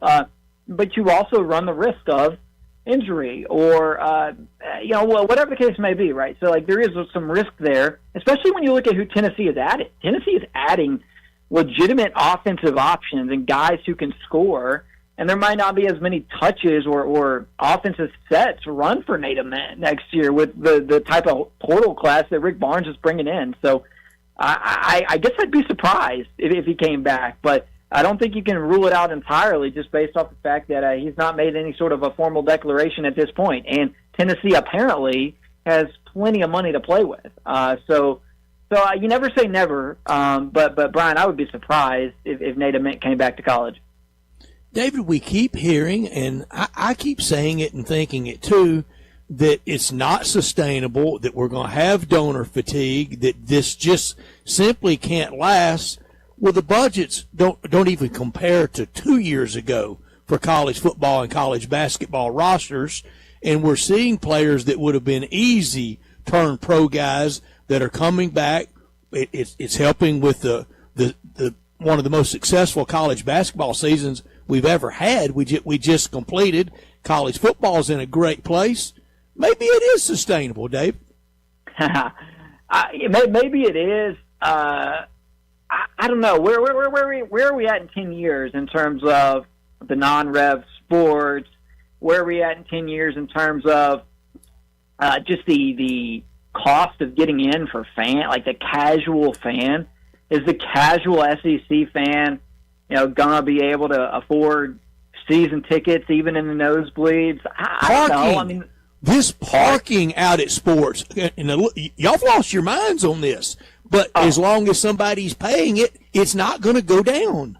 No, you're right. I mean, I don't know. Is it just becoming something that only the elites can enjoy? But I also think back to like the late 90s, though. I mean, the only way that we were going to, that I was going to get to go to a Tennessee game as a kid was typically if it was going to be a lower tier opponent that nobody else was going to use the tickets, or the tickets would be cheaper. And it would just be, a little bit easier to do, right? So I guess it's kind of always been that way, So I don't think it's doom and gloom. I do worry on a certain level about the non-revenue sports and whether or not they're going to continue to be viable when so much of the money has just got to go back into football and back into men's basketball. It just has to, because they pay. I mean, to be relevant or competitive at all, to even justify the existence of an athletic department, you have to funnel it all to football. You have to funnel it all to basketball. And when you're paying the players now, those margins are so thin that I think it just, it's going to significantly reduce the importance of some of the non-revenue sports on these campuses. So, I mean, that's my one concern. But as it pertains to basketball and football, which are what we care about, what we watch, what we consume, what I write about, what y'all talk about, I don't think we're in any trouble there. I think especially at the highest levels of the sport, I don't think you're going to see any slip in popularity whatsoever as it pertains to like high level men's basketball, high level college football. I think they're as good as they've ever been. Yeah, David, that's just a great take on the affordability for a lot of people. What was your first Tennessee game you saw in person? Who was the opponent? Tennessee UAB. 1998, no, important year, 37-13, final score, and coming out of that game, I forget who it was, but whoever had been number one that day lost. And so going out of Neyland Stadium that night, it's great to be a Tennessee Vol. And people weren't chanting that because Tennessee had beaten UAB. That was obvious.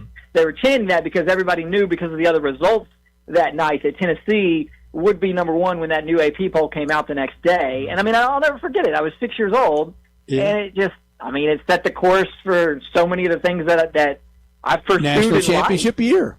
It was. I mean, for that to be the first year that I ever went to a game, then they win the national title. I mean, here you got me going down memory lane now. I still have the program from that game. I mean, I still have it. So, yeah, that was, and so like my. And you thought you were at the Super Bowl.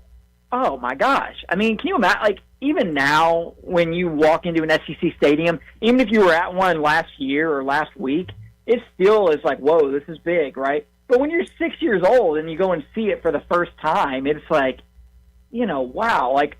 I mean, everything. Hey, I grew how up, it smells, how it feels, everything about it is big.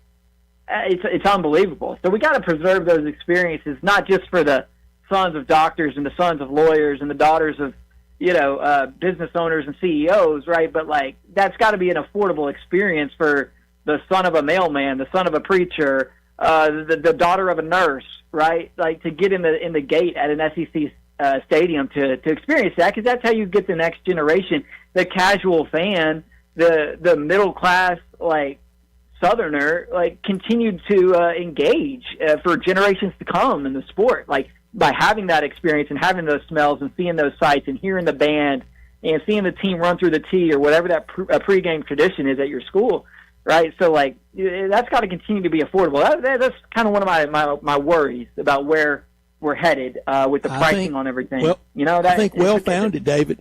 I have said, David, when Arkansas and Ole Miss discontinued as a non-conference game for a long time, early 60s, they met in the Sugar Bowl after the 69 season, but from about 63 on, they discontinued playing non-conference, started back playing in September of 1981 in Jackson. That atmosphere that night, I've been to 5 Super Bowls. Give me Jackson that night, September 26th, 1981, Ole Miss and Arkansas over any Super Bowl. Well, it's the experience and it's the passion. They say it just means more, and we make fun of it, but it's true. And I saw something really interesting my feed and my algorithm. It's all tailored around right now the transfer portal and stuff for basketball. And one of the leading European agents on the basketball side, Misko Raznatovich, he represents dozens and dozens of really successful college and NBA players. And he was explaining on this video what he's learned about the passion of college sports fans over the last 3 or 4 years and comparing it to what he sees at the professional level. And it was just so fascinating to hear somebody who's not from our culture but who's become immersed in it over the last 3 or 4 years articulate the difference between going to a college game and going to a professional game. And he basically says, at the professional game, you go to be entertained, right? At the college game, you're the entertainment. Yeah, right. Like, you're right. It is like the passion, the intensity, not just of what's transpiring on the field or on the court, but like in the stands and what it means to the thousands of people who are there. It is different, and I think that's what makes college sports special, right? Like, you've seen the documentaries and stuff about the advent of nationally televised college football games, and the big breakthrough, I can't remember if it was ESPN or Fox or whoever it was that they discovered, was you got to pan the camera to shots of the fans, yes, and to shots of the stands, because that's what people connect with, is seeing the surrender cobra pose after the opponent converts that 4th and long. Right, and that's so different. I mean, not to say you don't get that, and you got the Cheeseheads at Lambeau. You've got passion in the NFL, but it's just different. And the Super Bowl, it's only to be entertained. I mean, 3/4 of the people there aren't even a fan of either team. They're just there to show how rich they are, right? And we can't let college sports don't really care. Right, and we can't let college sports become that. We can't let it be a thing where people just go to post on Snapchat or Instagram that, oh, hey, I was there. Meanwhile, like the common fan is trying to figure out if they can still afford their $140 a month, TV subscription just to watch the game at home. Mm-hmm. Talking to David Cobb, he joins us every Monday, talk college football and college basketball. We've got some breaking news that came down within the last 15 minutes or so. John Rothstein, your colleague over at CBS Sports, reporting that UConn Solo Ball will miss the entire 2026-27 season following a wrist injury, will return for the 2027-28 year with a medical redshirt. So after the big news over the weekend of Mullins returning, some bad news about Solo Ball missing the season. So some big news there. But I'm curious because we got some big news here about an hour or so ago with Aaron Bradshaw right before the deadline entering the transfer portal. What type of market do you think Aaron Bradshaw will have in the transfer portal this year? Obviously, 3 times now in the transfer portal, looking for his 4th school in 4 different years. What kind of market do you think he'll have? Probably more than what he's really worth, because there's just not a lot of 7-foot bodies who have played high major basketball out there and available. He's going to, we all know who he is at this point, which is a far cry from the sort of prospect he was labeled as. So, I mean, if there's any Memphis fans out there upset about this, then I don't know what to tell you other than, did you watch the guy play? I mean, there's nothing to be upset about here. But this guy, he's still going to get paid very well. He's still going to get paid very well in the open market. Desperate to LSU has 0 players right now. 0 players. 0 players. So Aaron Bradshaw won't be the last guy we see over the next 24 hours who gets in the portal at the 11th hour, so to speak, because there's teams out there who are desperate. I'm in the middle of going through a little data view right now on just how many players are aging out of college basketball, because last year we had a lot of the guys with the COVID year age out. This year, even more of those guys, the 5th and 6th year guys, aging out. And so there's just so many holes to fill right now in college basketball. Aaron Bradshaw's going to go fill a hole. If anybody out there thinks they're going to get starter level, like NCAA tournament quality performance from him, they're mistaken, just like Memphis was when they recruited him a year ago. But there will be a role out there for him. He'll get paid $800,000 or something to go play, 16 minutes a night for a high major program. And David, I had not everybody, but I had a lot of people mad at me around here. I thought his improvement as the year went along, yes, I think some of it was because of Roy Rogers, but I think the biggest January, February uptick in Bradshaw was the competition. In November and December against better teams, you hardly could play him. Yeah, well, that's exactly it. I mean, it's a great call too. On a certain level, it's like he found the level of competition in the American that probably suited him better than where he was at before, playing against probably the 2 best conferences in America, the SEC and the Big Ten. So, it makes sense. I'm trying to think where else might make sense for Aaron Bradshaw. Could he back to go Kentucky? Oh man, Mark Pope would love him. Their fans would riot. That would be. Never say never. The bounce back transfers, they happen. Look no further than Tyler Harris, right? Yeah. Bounce back transfer, right? It happens sometimes. I'll be fascinated to see where he ends up, but I think Memphis can do a whole lot better. Honestly, I do think they can. I do too. In terms of a big, right? Like, well, I know with him you can go 13 and 19. What are you missing? You're not missing anything. Memphis just needs a few more big bodies. Mm-hmm. Like they need a couple of big bodies and they need a point guard. Mm-hmm. That's what they have left to check, right? And you're like, what are you talking about? They only have like 5 guys on the roster right now. All you need is a point guard, 2 more big bodies, and I think you're almost all the way there. Like I think you're almost set. Like you don't need 13 players. Like you don't want to have too many mouths to feed in this era. Yeah, right. No, exactly. But so mouths to feed, both in terms of finances and in terms of the points and minutes allocation and all that. And so, I think I actually like what they're doing. Now, I understand a lot of people are put off by, well, what about the big name guys? Like, this is Memphis. We're used to getting, even Doug McDaniel and Aaron Bradshaw were big name guys on a certain level. Sincere Parker, he was a big time scorer. He was a player that other high major schools were interested in. Right? Like, where's this caliber of player? Well, how come we're not going after that type of guy? Well, look where it got you. I actually think that the additions they've made so far make sense. Like, Davers and Jerry Dang, are they going to be All-Americans? No, but they can play a role. They can go stand in the corner and knock down threes, and they're long enough and versatile enough defensively to help you out on that side of the ball as well. And then you bring back a Julius Thetford, like a role player. You bring back or you retain rather like an in-city sort of guy like a Fred Smith Jr. You keep him in the city. Right, like I think there's something to be excited about with that. Now, am I sitting here predicting that this Memphis team is going to go 30-4? No, I'm not saying that. I'm just saying that given the resources that they have, given the restructuring that they've done, given the lackluster results of a year ago, like what they're doing makes sense. Mm-hmm. Like what they're doing is going to get them back to a respectable level in the American. Now, their ultimate ceiling will be dependent on what they do from here. So.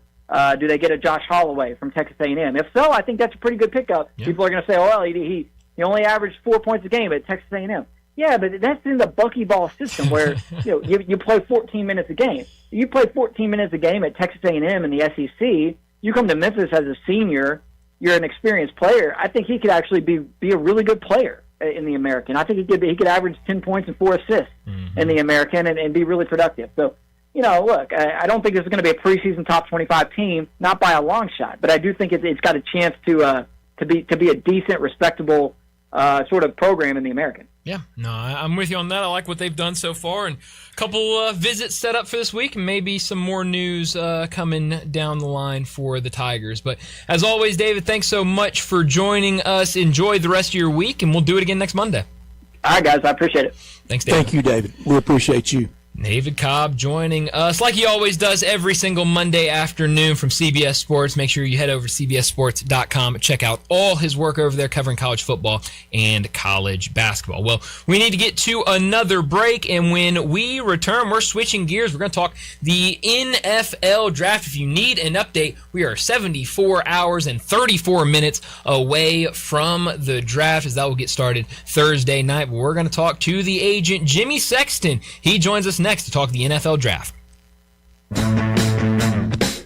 Join the voice of the Tigers, Dave Woloshin, for Wolo and Friends. Weekday mornings from 10 to 11 here on Sports 56 and 98.5 FM. Looking for sports in all the wrong places? Try the Owner's Box Sports Bar and Grill in Lakeland's Town Square. Fun, exciting, friendly, and comfortable with wall-to-wall TVs. 24 taps for all your beers, including $3 domestic and $5 craft pints on Mondays. Monday through Friday, 3 to 6 happy hour. Music bingo Tuesdays. Daily specials and online ordering. The Owner's Box Sports Bar and Grill in Lakeland's Town Square. Highway 70. Check Facebook for daily specials and weekend music at the Owner's Box.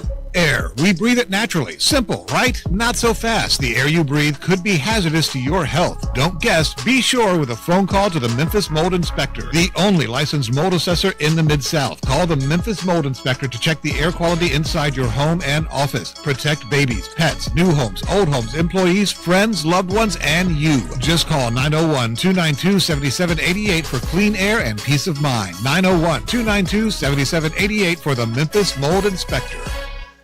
Breaking news for your home. Wayday. Wayfair's big sale is almost here, and you can score the best deals in home. Like up to 80% off everything home. Yes, you heard that right. 80% off with free shipping on everything. Plus surprise flash deals all Wayday long. We're talking outdoor furniture and essentials, rugs, and more. All at Wayfair, and all up to 80% off during Wayday. Shop Wayfair's Wayday from April 25th through 27th. Wayfair, every style, every home. Encore flavor, Corky's barbecue. We're cooking it up, down home way. Hickory smoke flavor like the good old days. Hey y'all, Jimmy Stovall here with Corky's Barbecue. Catering is our specialty. Memphians have trusted Corky's to cater their events for 40 years because we make it easy for you and delicious for your guests. Whether it's 50 people or a crowd of thousands, our experienced team comes to your location, sets up, serves, and ensures everyone enjoys a Corky's all-you-can-eat barbecue buffet starting at only $7.99 per person. You can't beat it. With 40 years of experience, it's easy to see why customers choose Corky's time and time again for all of their catering needs. Visit Corky'sBBQ.com to book us for your next party. Encore flavor, Corky's barbecue. Tito's Handmade Vodka is America's favorite vodka for a reason. From the first legal distillery in Texas, Tito's is 6 times distilled till it's just right and naturally gluten-free, making it a high-quality spirit that mixes with just about anything. From the smoothest martinis to the best Bloody Marys, Tito's is known for giving back, teaming up with nonprofits to serve its communities and do good for dogs. Make your next cocktail with Tito's. Distilled and bottled by 5th Generation Incorporated, Austin, Texas. 40% alcohol by volume. Savor responsibly. Listen each and every Sunday morning at 10 a.m. and join Ottawa Presbyterian Church for worship. Ottawa is a PCUSA church located in Midtown Memphis. Sports 56 traffic. Good afternoon. A bit more volume in the last few minutes as we keep an eye on 240 this afternoon over there eastbound, especially coming past Mill Branch, headed out to 385 Mill Surprise to see 385 Woolworths Parkway, starting to build a little bit more as you pass Riverdale, pushing on out towards the Collierville area. Hey, the low-cost drive-through vaccine clinic is coming back this time on June the 6th at the Shelby County Humane Society. Check out their website for the animals that are available for adoption, memphisHumane.org. I'm Commander Chuck with your on-time traffic.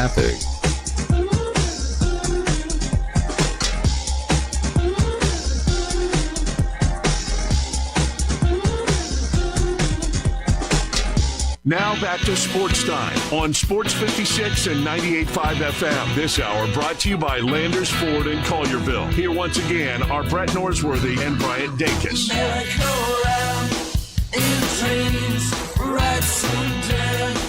Welcome back into Sports Time. Bryant and Brett with you, and we're switching gears a little bit. Got to talk the NFL draft. 74 hours and 30 minutes away from Thursday night's draft, and joining us now to talk all about it, agent Jimmy Sexton joining us now. Jimmy, thanks so much for joining us. A lot to get into, but obviously everyone excited for the draft later this week. For you, kind of what does this week look like as an agent, and kind of what do you expect, and how much, I guess, has the draft changed over the last couple of years? It's still basically the way it's always been, with the exception of the amount of attention it gets seems to grow every year. And the NFL does a great job of having a different event just about every month in the off season, whether it's the combine, the owners' meetings, the draft. I mean, they literally are a year-round league now, and so. But it's pretty much, you spend a lot of time this week answering calls from parents and players and, the people around the player that are nervous about, should we go to Pittsburgh if we're invited? Should we not go? Where do you think I'll get picked? Things like that. And all of us have lived through, the good green room and the bad green room scenes, doing it as long as we've done it. So, but it is, I guess those of us that have been in it for so long, it's another night, but to the player and the families, it's not another night. It's one of the biggest nights of their career from that standpoint. Jimmy, you talk about having done it for so long. What year was your first NFL draft representing players? 1985. Ooh, it's really changed in that time. The green room has changed. I think in 1985 they were still letting Pete Rozelle smoke at the draft, weren't they? Oh yeah, and they had, the whole just the electronic things they had at the draft, nothing like it is. It's almost like if you go back and look at it, it looks like the manual scoreboards at Augusta. Everything was done by hand, and no computers or anything like that, no cell phones back then. So it's changed a lot, but it's still the same. You go back and watch some of those 30 for 30s about Elway and Marino and how they were picked, and it's still the basic nuts and bolts of constructing your team. You say the good green room and the bad green room. Do you prefer to be there in the green room or back in Memphis at your office? We're basically in the green room every year. So the first night especially we're there, and then we're back in the office on Friday and Saturday. But the green room's great when it goes well. The green room's not great when it doesn't go well. And so, but you can't control it as much as an agent would love to tell you they control it and they know everything. At the end of the day, you've got, human beings on the other end that are evaluating players that have different grades on them. And you've got needs that teams have that dictate how fast certain positions come off the board, and so it is a very harrowing, crazy night. And there'll be some nights like it was for us a couple years ago where we had 12 first-round picks in there, and everything fell perfectly that night. And there'll be other nights where you think it's going to fall that way and it doesn't. So you've see it go both ways. We've seen the draft start moving from city to city this year up in Pittsburgh, a couple years ago up the road in Nashville. Do you like the draft moving from city to city around the country, or did you like it more when it was at one location? I'm probably a traditionalist. I liked it when it was at Radio City Music Hall in New York, and the main reason that I liked it is because I could stay at a hotel 2 blocks away. The draft would start at 7 o'clock or 8 o'clock on East Coast, and you could literally have your staff, have your players and their families in the room and slip in the side door to the green room and do it and then get out of there. But, it's great in Radio City because you have all the New York fans there, the Giants, the Jets, all those. But it's much larger production, when it's on the road like this. I mean, we saw, hundreds of thousands of people in Detroit a few years ago. Same thing in Nashville. So it's grown so much, and there's no way they can take it back to, Radio City. It's just gotten too big. And it looks like to me what they're starting to do is if you have a city that is a Super Bowl potential host, so let's call it Phoenix, L.A., Dallas, Houston, New Orleans, Nashville, Atlanta, Tampa, Miami, you're probably not getting a Super Bowl, a draft, okay? But if you're a Pittsburgh, a Buffalo, Detroit, you're going to get the drafts from time to time because they send the spring event to those cities. I remember a few years ago in Cleveland in April, we were literally sitting in the green room and people were under blankets back there. It was so cold. They couldn't get it just was freezing cold. So you do get some crazy weather days for the draft when you go up north, but I think you're going to see more of them go to different cities that aren't going to be Super Bowl contention cities, and then the Super Bowl cities will get the Super Bowl. Jimmy, who are some of the guys that you're representing that you think will be first-round picks? Well, I think our guys that probably will be are Ty Simpson from Alabama, Blake Miller, offensive lineman from Clemson, Dylan Thieneman, a safety from Oregon, and Emmanuel Warren, who's a safety DB safety from Toledo. So those are probably our guys that will go. Here's the thing about the draft, Brett. I always tell guys this: if you know you're a top 10 pick, you should go to the draft. If somebody tells you, hey, you're going to go 15 to 30, you shouldn't go to the draft. But sometimes the league invites those people to the draft, and they do it because they want a great cross section, of players there. But if you think you're the 20th pick, you can just as easily be the 33rd pick, which is the first pick of the next night. And I had a situation years ago where I had Randall Cobb and Julio Jones both in the draft, 2 top receivers, and I knew that Julio was going to go very high, and I knew that Randall was going to be a second-round pick. And Randall got invited to the draft, and he really, really wanted to go. And I sat him down and talked to him, and I said, "Now, Randall, you're going to be a second-round pick." And he went on to have a 16-year, maybe 14-year career, for the Packers and the Cowboys. And he said, "That's okay. I just want to soak it all in. I promise you I won't be upset." Well, he trained with Julio, their friends. He saw Julio go 6.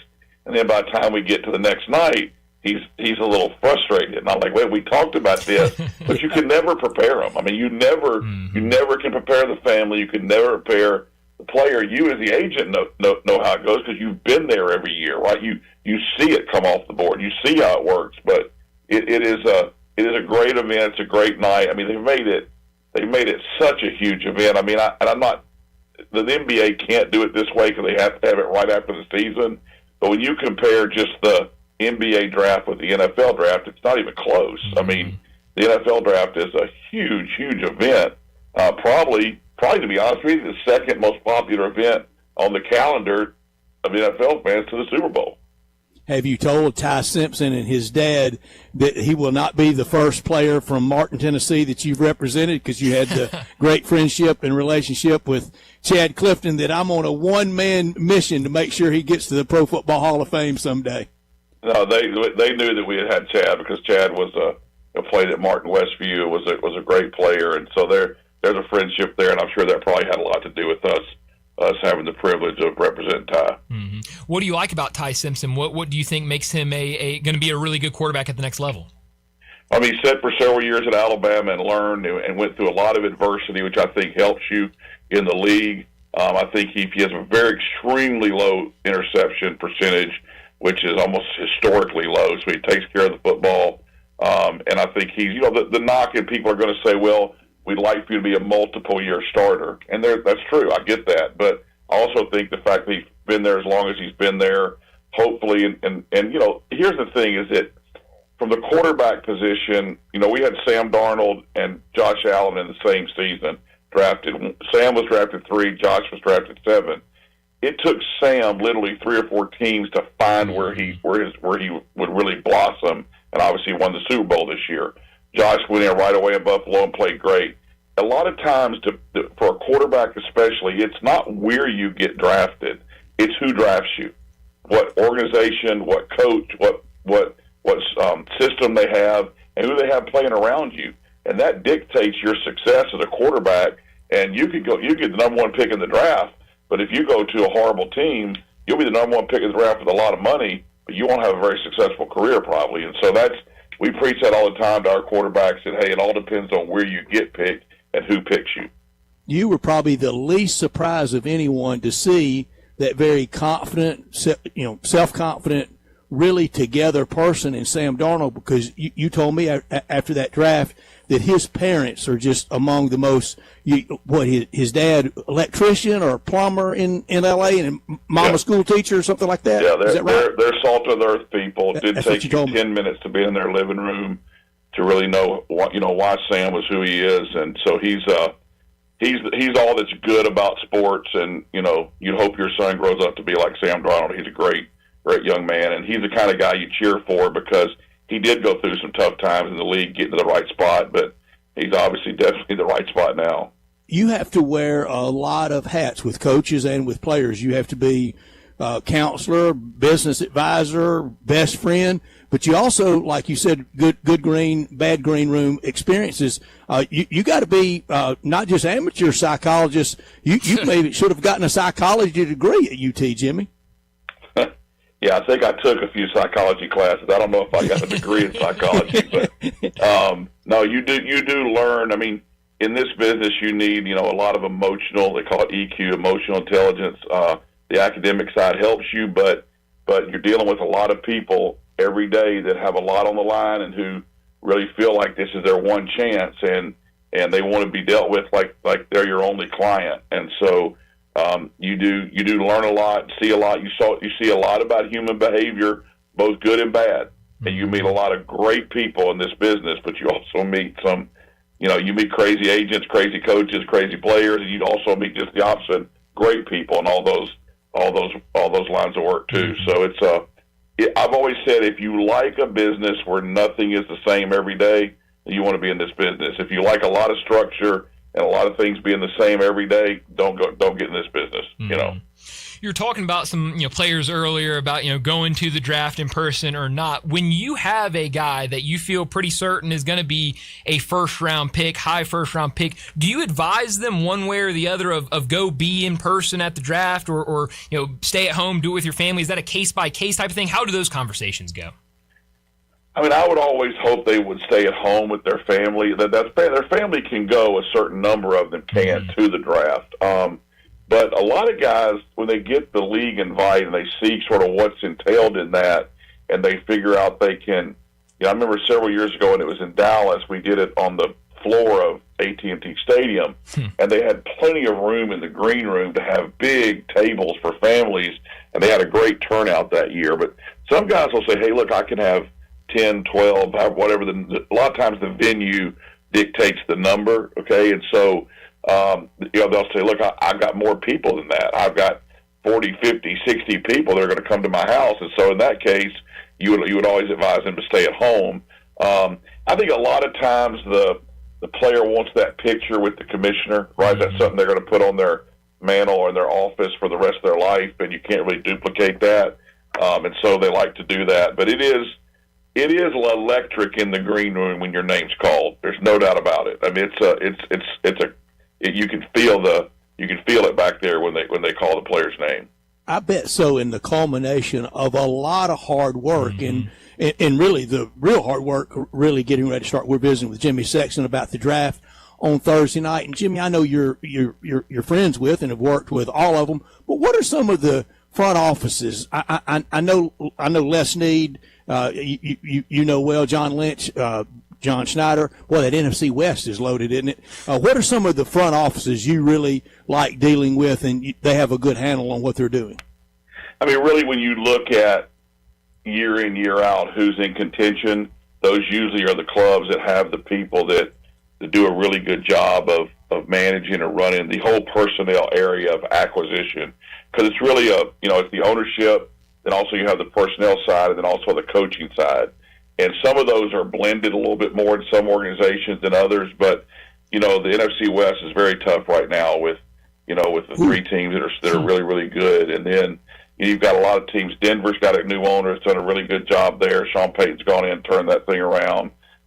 You get a lot of Pittsburgh's always going to be a good organization. Baltimore is always going to be a good organization. The Patriots they were down a little bit. Now they're back. They did that with drafting one of our guys, Drake May, who sort of turned that program around. So it does. You do notice from time to time over time who does the best job, and usually the teams do the best job. They don't panic. They take a player before they have to have the player at the position. So they draft a quarterback. People always say the best time to draft your next quarterback is when you don't need him. You know what I mean? If you wait till you have to have one, then it's hard to go get him. But you tend to learn who the guys are that are the best, and sometimes that shifts. Sometimes in the front office, depending on who the GM is and who the head coach is. But most of those organizations I mentioned are the ones that are there year in, year out. Jimmy, last thing, one college football question. What size playoff do your SEC head coaches want? As many as possible. Me too. I mean, Me too. They just, and I think, look, it's the 9-game season now. It's the fan base has not gotten used to a, quote, 9-3 team. I liken it to the years that are one of the years, I think, Brett, you know this better than I do, but when the Giants won their Super Bowls, I think one year they were 10-6 or 9. I mean, sometimes you can get hot at the right time, or you can be a team. I would say, like in college, 9-3 is not a record that people that are contending aspire to be. But we're going to see a 9-3 team that is worthy of making the playoffs based on the schedule they played that should be in the playoffs. And I think with either 16, 24, whatever it ends up being, that you're going to see that. And the fan bases have to get used to that. And I think the selection committee does too, because we're going to see teams that have losses that are good enough to qualify to be a playoff team. Mm-hmm. Yeah, well, it's going to be interesting to see how it plays out over these next couple of years. But, Jimmy, this has been a blast. Thanks so much for joining us. Enjoy draft night and draft weekend, and we got to do this again soon. Sounds good, guys. Appreciate it. Thanks a lot. Thanks, Jimmy. Thank you, Jimmy. Thank you so much. Jimmy Sexton, just terrific for him to carve out some time for us on one of the busiest weeks of the year for him. No kidding. No, that was a blast. And but they're all busy for him. They are. He is a very, very busy guy. But, yeah, I mean, to get him this week and to kind of get that insight of what's going on behind the scenes from an agent perspective, really, really cool to get that. So definitely appreciate him giving us some time and counting down the days until draft night. There's a lot of weeks that are his. Oh, yeah. But Thanksgiving weekend, coaching carousel time, and draft week, those are big. Now, he dominates those weeks, so really, really fun to have him on with us. But let's go ahead and get to another break, and when we return, it'll be time for Big Number of the Day. You have opinions? I think it's over. Of course you do. I don't think it's that simple. Everyone does. I got all the answers. Hit us up on the Sissy's Log Cabin listener line at 360-8255. I have so many people tell me they hear my ads on this station and that they want to know if I'm really as bad a golfer as everyone says. This is Sheldon Rosengarten with Marks Bensdorf Realtors. And yes, I hate to say I am. I wish I were in my 90s because I could then tell people I shoot my age. But being a bad golfer is not terrible because I devote so much of my time to selling homes to keep my clients happy. Over the many years in the real estate business, I developed a highly successful strategic marketing program, not merely a listing program. Using preparation, presentation, and proper pricing, it works. If you're thinking of selling, Talk to 2 to 3 real estate brokers and make sure that I am one of them. Find out why people often say that when you want the job done, call Shell Dunn. That's Shell Dunn Rosengarten, 483-0546 or memphisrelocate.com. Do it now. Shell Dunn, 483-0546 or memphisrelocate.com. Since 1948, in the alley, the Rendezvous. I'm with John Burgos. John, what's going on in the Rendezvous? Brett, after 76 years, we've decided to expand our product line. Anyone who's tasted our ribs is familiar with our vinegar base. It's now available in a 32-ounce jar. It's so good to base or marinate all meats. I even put a little bit on turnip greens. Something we've been using at the restaurant or at our house has been the Greek seasoning. My father was a cook, but my mother was a chef, and she was the one that put Greek seasoning on everything from a Mediterranean diet or a steak. My mom used it on soup, salad, veggies, fish, any meats. It's a great seasoning and a flavor enhancer. My brother Nick figured out salt and pepper was more than just McCormick's and Morton's. He's come up with a perfect blend we use to coat our shoulders and our brisket, and he used to make it for his friends as Christmas gifts, and they loved it. All these products are available at the Rendezvous or online for shipping as gifts and in many grocery stores. And if they're not in your favorite grocery store, ask your grocer to stock it. A beloved family affair and still going strong since 1948, the Rendezvous. Introducing Home Care Plus, a new subscription service from Lowe's that helps make life easier by giving members a hand with home maintenance. Let Lowe's tackle the tasks you keep meaning to do, like electric dryer vent cleaning, replacing hard-to-reach light bulbs, and more. Subscribe to Home Care Plus for just $99 a year and consider your to-do list done. Members get more at Lowe's. Available in select zip codes only. Cancel anytime. Non-refundable fee. Product purchase required. Terms and service restrictions apply. Details at lowes.com/terms. Subject to change. Progressive knows that boat days can come with unexpected problems. Oh no, I dropped my lip balm in the water. I can't think of anything worse than the looming threat of potentially having chapped lips. It was ginger vanilla too, my favorite flavor. If a real problem comes along, your boat's protected 24/7 with Progressive, so you can keep worrying about boater problems. Progressive Casualty Insurance Company and Affiliates, not available in D.C. Now back to Sports Time on Sports 56 and 98.5 FM. This hour brought to you by Landers, Ford, and Collierville. Here once again are Brett Norsworthy and Bryant Dacus. When you hear the sound of coming, hear the drums drumming.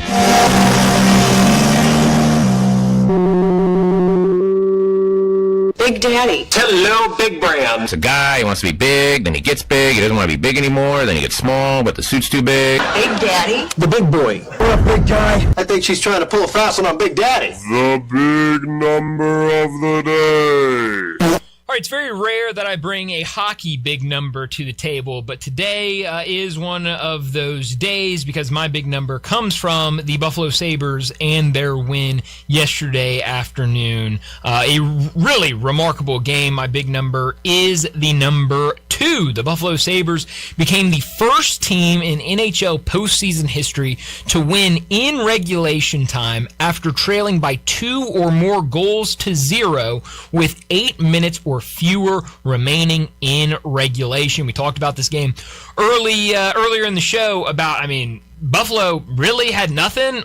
They really struggled throughout the game. It looked like they were dead. And out of nowhere, with about 8 minutes remaining in that game, something clicked, and they were able to find a lot of success around the net, ultimately scoring 4 goals over that final 8 minutes. It really did. It was an awesome environment. My favorite sports moment of the week. It should have been. Rocky. It really could be. I still don't know the rules. Well, it's we can help you out with that. We can figure it out. But it was probably one of the biggest moments of the year in hockey all season, maybe in sports. It was a really, really cool story and just a remarkable game to watch.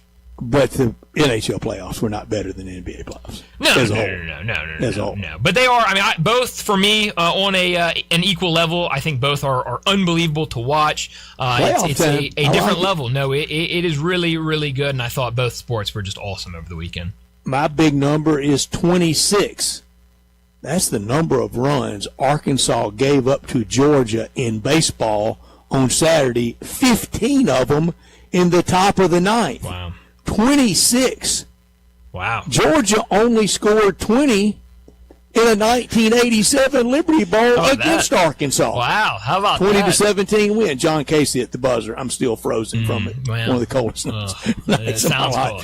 It sounds really cool. But they scored 20 in the Liberty Bowl in 87. They get 26 on Saturday in baseball, and they play in September in football.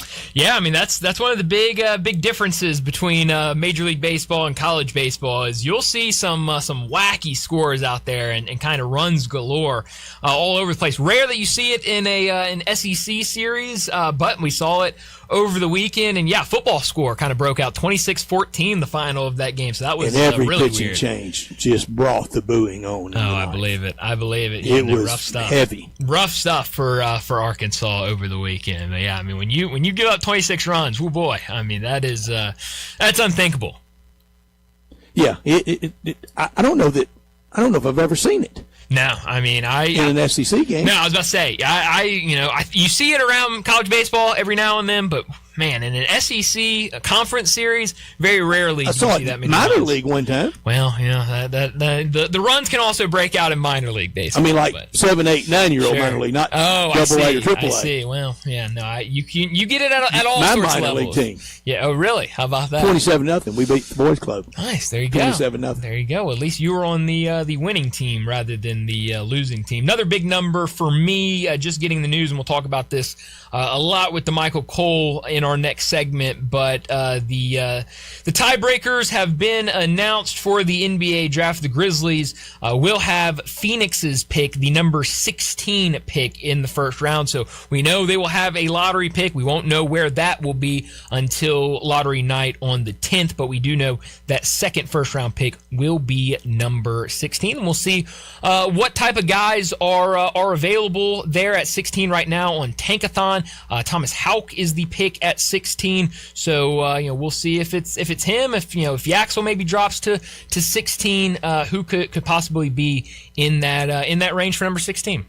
Draft homework assignment for both of y'all. I want us to do a top 10 list, kind of that question that we asked Jimmy Section about some of the organizations, but ours is going to be top 10 that we would like to be embedded in from 2 o'clock Thursday afternoon until Mr. Irrelevant's name is called with the last pick, just to see the inner workings. I know Landon probably would want to be with his Titans, and that's going to be a fun one to be involved in. But you're probably going to have Jerry Jones. And wouldn't it be great if Jerry Jones would check in from the submarine again this year? I would want to be nowhere near the Dallas Cowboys on draft weekend. It would probably only make me mad. So that story about Stephen Jones having to almost get physical with his dad and not let him take Johnny Manziel. That's crazy. That is wild. But it makes sense. It doesn't surprise me because they get Zach Martin, who I think will go to the Hall of Fame as a guard. Yeah, he absolutely, I think, will walk in to But Canton. that Stephen Jones had to get down on him. Dad, don't do this. Yeah. This is crazy. The Dallas Cowboys draft stories are far more negative than they are positive. But wouldn't that be fun to watch that?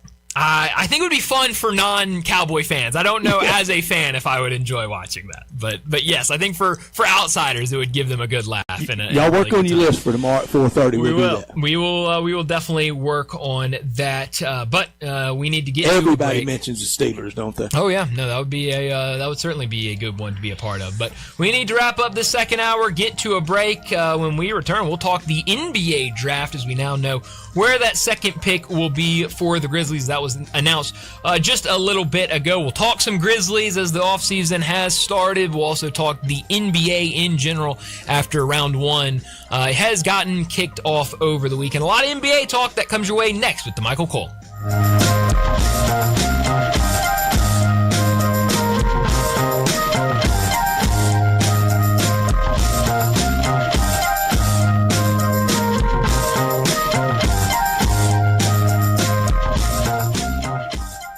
Running a business is hard enough, but cleaning a business? Your time's too valuable for that. You need Hilo Commercial Services, dedicated professional cleaners with 15 years of cleaning experience. Hilo customizes your cleaning needs, and you get the JRD guarantee. We clean until you're satisfied. Shopping center, retail spaces, medical, legal offices, Hilo cleans it all. Visit MrCleanTeam.com. That is MrCleanTeam, MrCleanTeam.com for Hilo Commercial Services. Hi, this is Troy Fiveash, owner of Fiveash Roof Services. I wanted to take a minute and discuss advertising with you. There are so many websites that list the best service provider in your area. Even the BBB has an accredited list. You know the one thing they all have in common? A company like mine has to pay to get on that list. So that begs the question, can those lists be trusted? You know what can be trusted? History. We've been around for almost 30 years providing customers with the best service and the best products that we possibly can. So if you need a roof, siding, or gutters, give us a call. We'll come talk to you and let you decide for yourself whether or not we know what we're talking about. Fiveash Roof Services. Best products, best warranties, and in many cases, the best price. We're fair, honest, and ethical. 367-0050 or MemphisRoofer.com. 367-0050 or MemphisRoofer.com. Fiveash Roofing, it's what we do. We're here for you.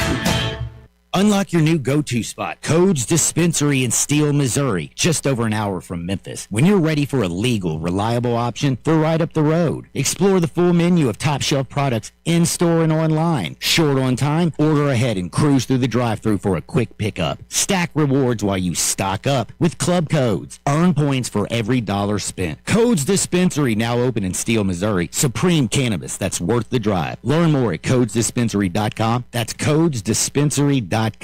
Hey everybody, are you ready to see the USA in a new All-Star Chevrolet this summer? Well, Olive Branch has it all right here in one place. The new Traverse, Tahoe, and Suburban with third-row seating. Here in Olive Branch, new Silverados with April deals that add up to thousands in savings and financing as low as 1.9. So you could go big with a new HD Silverado and make no payments for 90 days because your good credit deserves it. Military, first responders, you get an extra $500 bonus. And nobody beats All-Star Chevy certified and pre-owned selections. Every commercial Chevy truck and cargo van you want is ready to get the work done for you and your business today. And don't forget about all the certified and pre-owned Tahoes, Trailblazers, Silverados, Equinoxes, and yes, Corvettes. And if you have any vehicle you want to sell, bring it here to All-Star Chevy in Olive Branch and get the most money for it today. Together, let's drive. Don't miss the work or vacation event going on right now in Olive Branch at All-Star Chevrolet or go to allstarautogroup.com. Napa Cafe celebrates 28 years in 2026. Hi, I'm Glenda Hastings, owner of Napa Cafe, and I want to thank you for making us part of your dining experiences. If you are a first-time guest or have dined with us countless times, I want to thank you for making us part of your lives. Whether you're celebrating with the crowd or planning a cozy date night on the town, Napa Cafe can provide you an extraordinary evening. We have 5 dining rooms, including our private wine cellar, our Jan's room for 2 guests, and the Eleanor room for parties up to 60. Sit back, relax, and celebrate. Leave the cooking to us. Come see me at Napa Cafe, 5101 Sanderlin Avenue. We're open Wednesday through Saturday for dinner starting at 5 o'clock. We also offer curbside pickup from our full menu.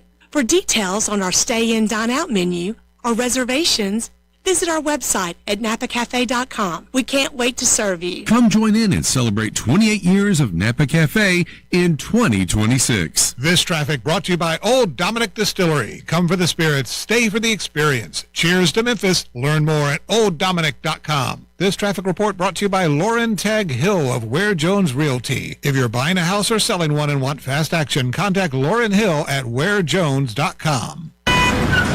Sports 56 traffic. Good afternoon. We had that slowdown earlier in Fayette County. Just give yourself extra time out through there. THP still scattered 40 east out around the 32-mile marker. Again, it was limping along out there a little bit earlier as it builds up through Midtown. A little bit more volume here on 240 around South Parkway. Lots of radar out here this afternoon. And bridal season just around the corner. Shop local at Weimer's Jewelry this week. 7525 Highway 64. I'm Commander Chuck with your on-time traffic.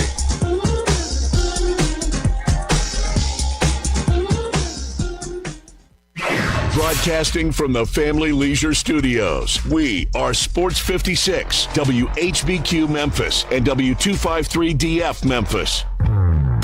Now back to Sports Time on Sports 56 and 98.5 FM. Here once again are Brett Norsworthy and Bryant Dacus. Welcome back in Sports Time. Bryant and Brett with you as we start our third and final hour on this Monday afternoon. We've got to talk some Grizzlies, some NBA. DeMichael Cole, Grizzlies beat writer over at the Commercial Appeal. He joins us now. DeMichael, thanks so much for joining us. The news that has been breaking over the last hour, the tiebreakers have been announced by the NBA for the draft. The Grizzlies will be the number 16th pick, getting the pick from Phoenix. So we won't know until the draft lottery where that first pick will be, but now we know where that second pick will be, number 16. What type of player do you think the Grizzlies will be looking at that number 16 pick? Yeah, I think a lot guys will kind of ride on just the fact of what happens, at the top.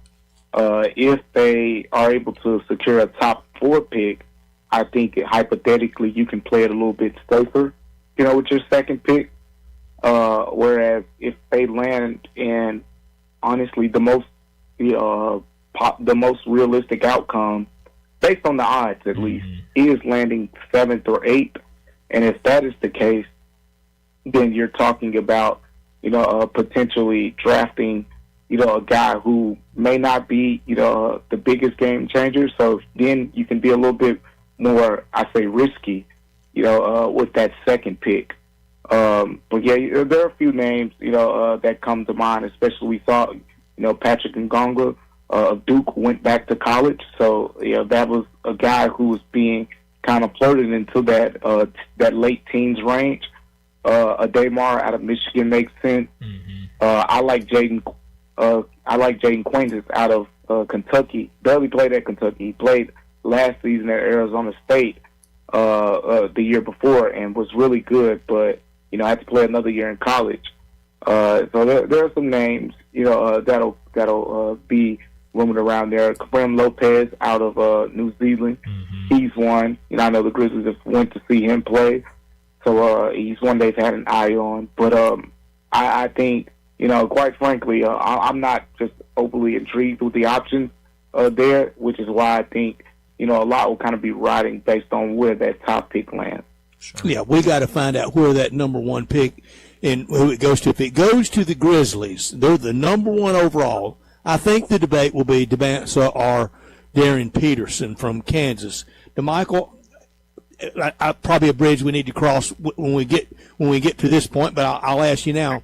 Wonder how much background and really examination of Darren Peterson and the issue of the cramping and not wanting to play in games, because I would just imagine the Grizzlies want a lot less high maintenance with a star player to be than they've kind of had with Ja. Yeah, but now I think they'll do their due diligence, and everyone will on Darren Peterson in terms of his medicals and whatnot. But I don't know what to make of just the college injury stuff, especially if this ends up being, it's just a hamstring problem he had in college and he should be fine going into the league. Because if you would have asked me about Ja Morant and Zach Edey's durability coming into the league, I would have said, oh yeah, Ja played. He'll never miss a game. Yeah.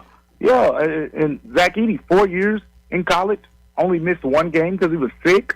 That's it. So you couldn't have convinced me that things would work out the way that they have so far, where Zach's had 3 procedures in 2 seasons, and Ja is, had a few of his own as well, and kind of, really been hit with injuries over the last 3-4 years.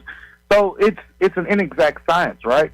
There have been guys who've been quote unquote injury prone in college and then come into the league, and don't miss time.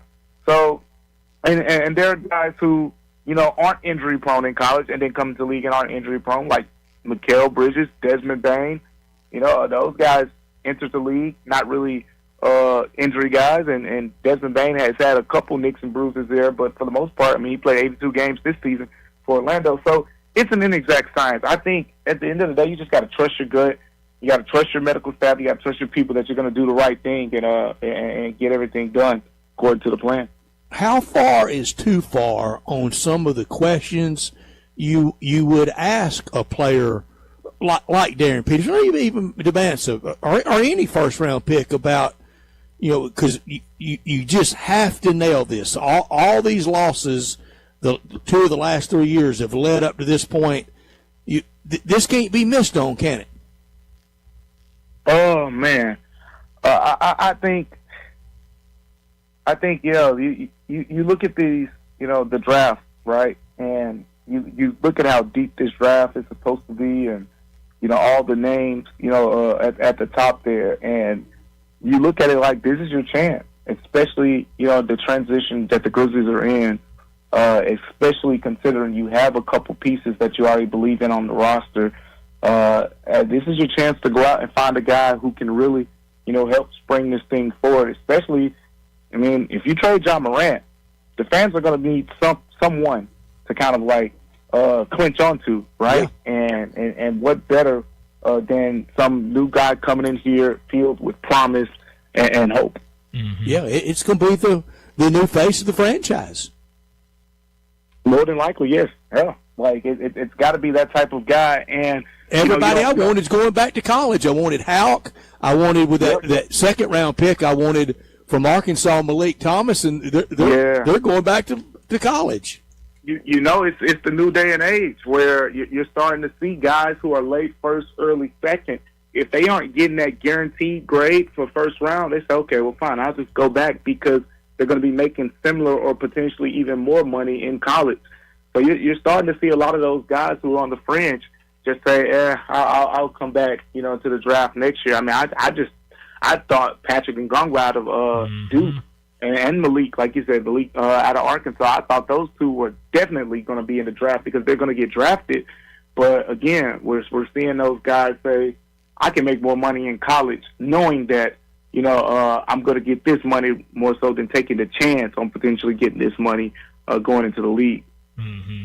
Yeah, and it's interesting, and now the way that it's been this way for a handful of years, but the way that it works, and I think gives a lot of these guys, especially with the NIL now apart, gives them an opportunity to really look at their options of being able to declare for the draft while also keeping your eligibility, go through the pre-draft process of the combine, and then ultimately make a decision. I think we could see a couple more guys decide to go back to school after the NBA combine. I believe Malik Thomas, one of those that has both options still available for him. But when you look at the first round with these two picks, and like you said, I think a lot will be determined based on where that first round pick is and what they ultimately decide to do with that first pick.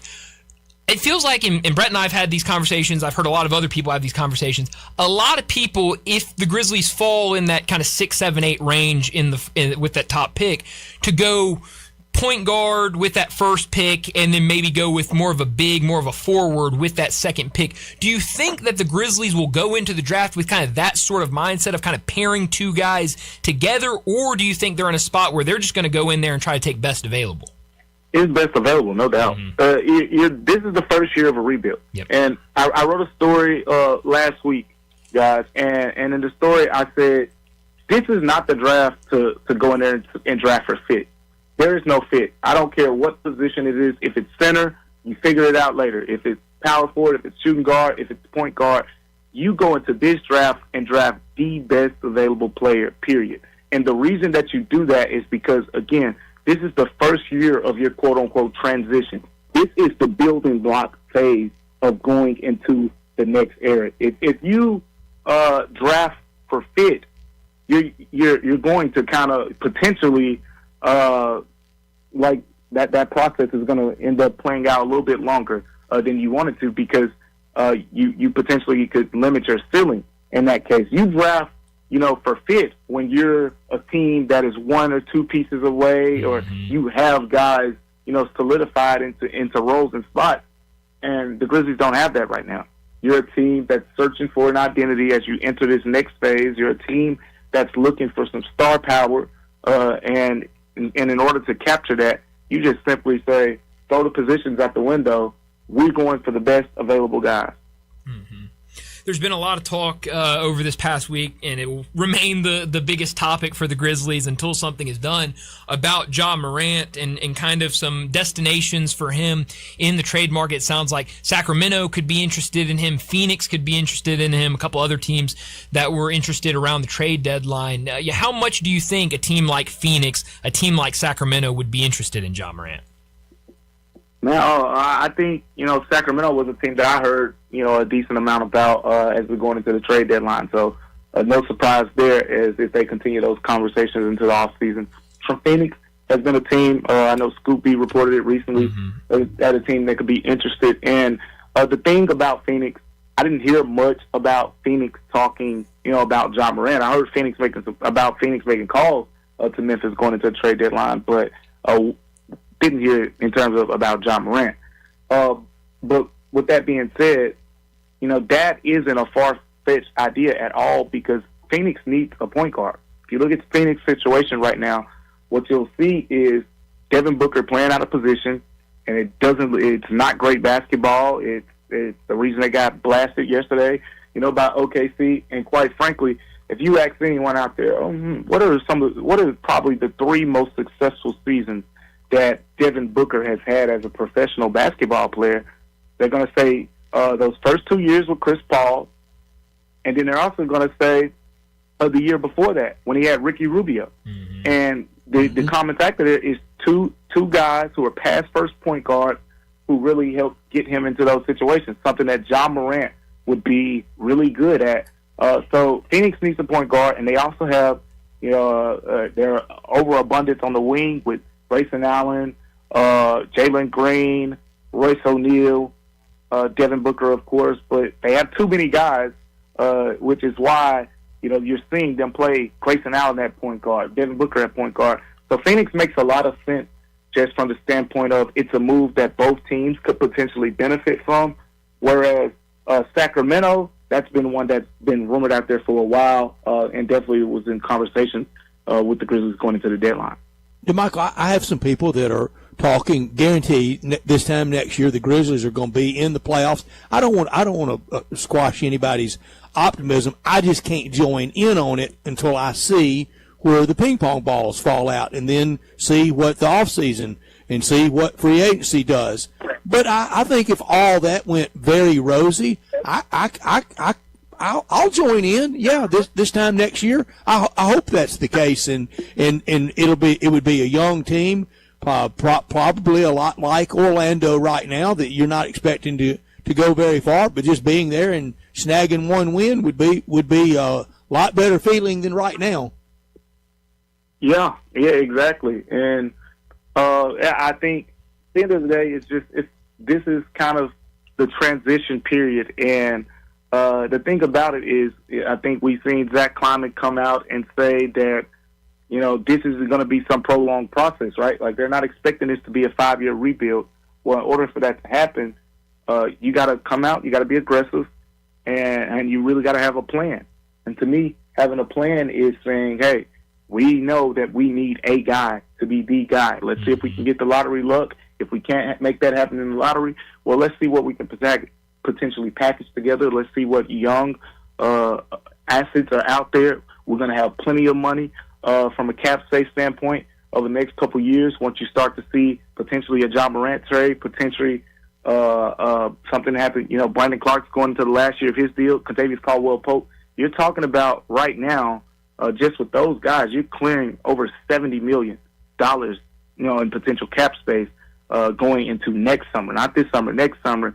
So you're going to be in a situation where you can kind of make those type of swings and really be aggressive. Talking to DeMichael Cole. He joins us on Mondays to talk the Grizzlies and the NBA. We talked about that second first-round pick, and a lot of people felt good going into Friday night. You had both Phoenix and Orlando playing in elimination games. One of those teams lost. There was a pretty good chance the Grizzlies would have had another lottery pick. Both those teams end up winning. And what have you made of this Magic team? Looked really, really bad late in the season and in that first play-in game, but they go out there, they dominate in a win against Charlotte, and then their first game against Detroit, they pull the upset in Detroit. What have you seen over these last couple of games from the Magic? Well, I mean, this was the Magic team that we all expected to see at the beginning of the season, right? Yeah. You know, when everyone said, "Oh man, you know, they add Desmond Bain, they should be a top 3 team," you know, in the Eastern Conference. This is what we expected, but you know, they say better late than never, and quite frankly, they look dead to rights. You know, a couple weeks before the end of the season. But one thing we can say for sure is this team hasn't been healthy, right? Franz Wagner had 2 big injuries. You know, they kind of kept him out for a majority of the season. Paulo Banchero was out early in the season, missed, you know, a long period of time. Yeah, Desmond Bain's been in the lineup, but even at the beginning of the season, Jalen Suggs was in and out of the lineup consistently. So it's like you haven't really seen this team be able to put their top guys out there a lot this season. And, you know, now they're starting to play. I guess from the Grizzlies standpoint, it's a good thing that it took so long because it ended up working out in a way, even though they still would have gotten the pick swap, you know, with the Suns. It's still, I guess, for the thrill of the potential of a second lottery pick, that was there. But yeah, so the Grizzlies will get the 16th pick now. Yeah, no, they absolutely will. What was your kind of biggest storyline from the first games of the playoff over the weekend? Man, it probably was just that. It was Orlando. I mean, if you look at the talent, like Detroit isn't some team that's usually when you see 1-8, like you look on the other side, Phoenix is no match for OKC. Like everything Phoenix can do, OKC can take away, you know, or at least limit. Whereas you look on the other side, like, yeah, Orlando's had its problems this season, but the thing is, I mean, they got a lot of answers for what Detroit, like they're physical.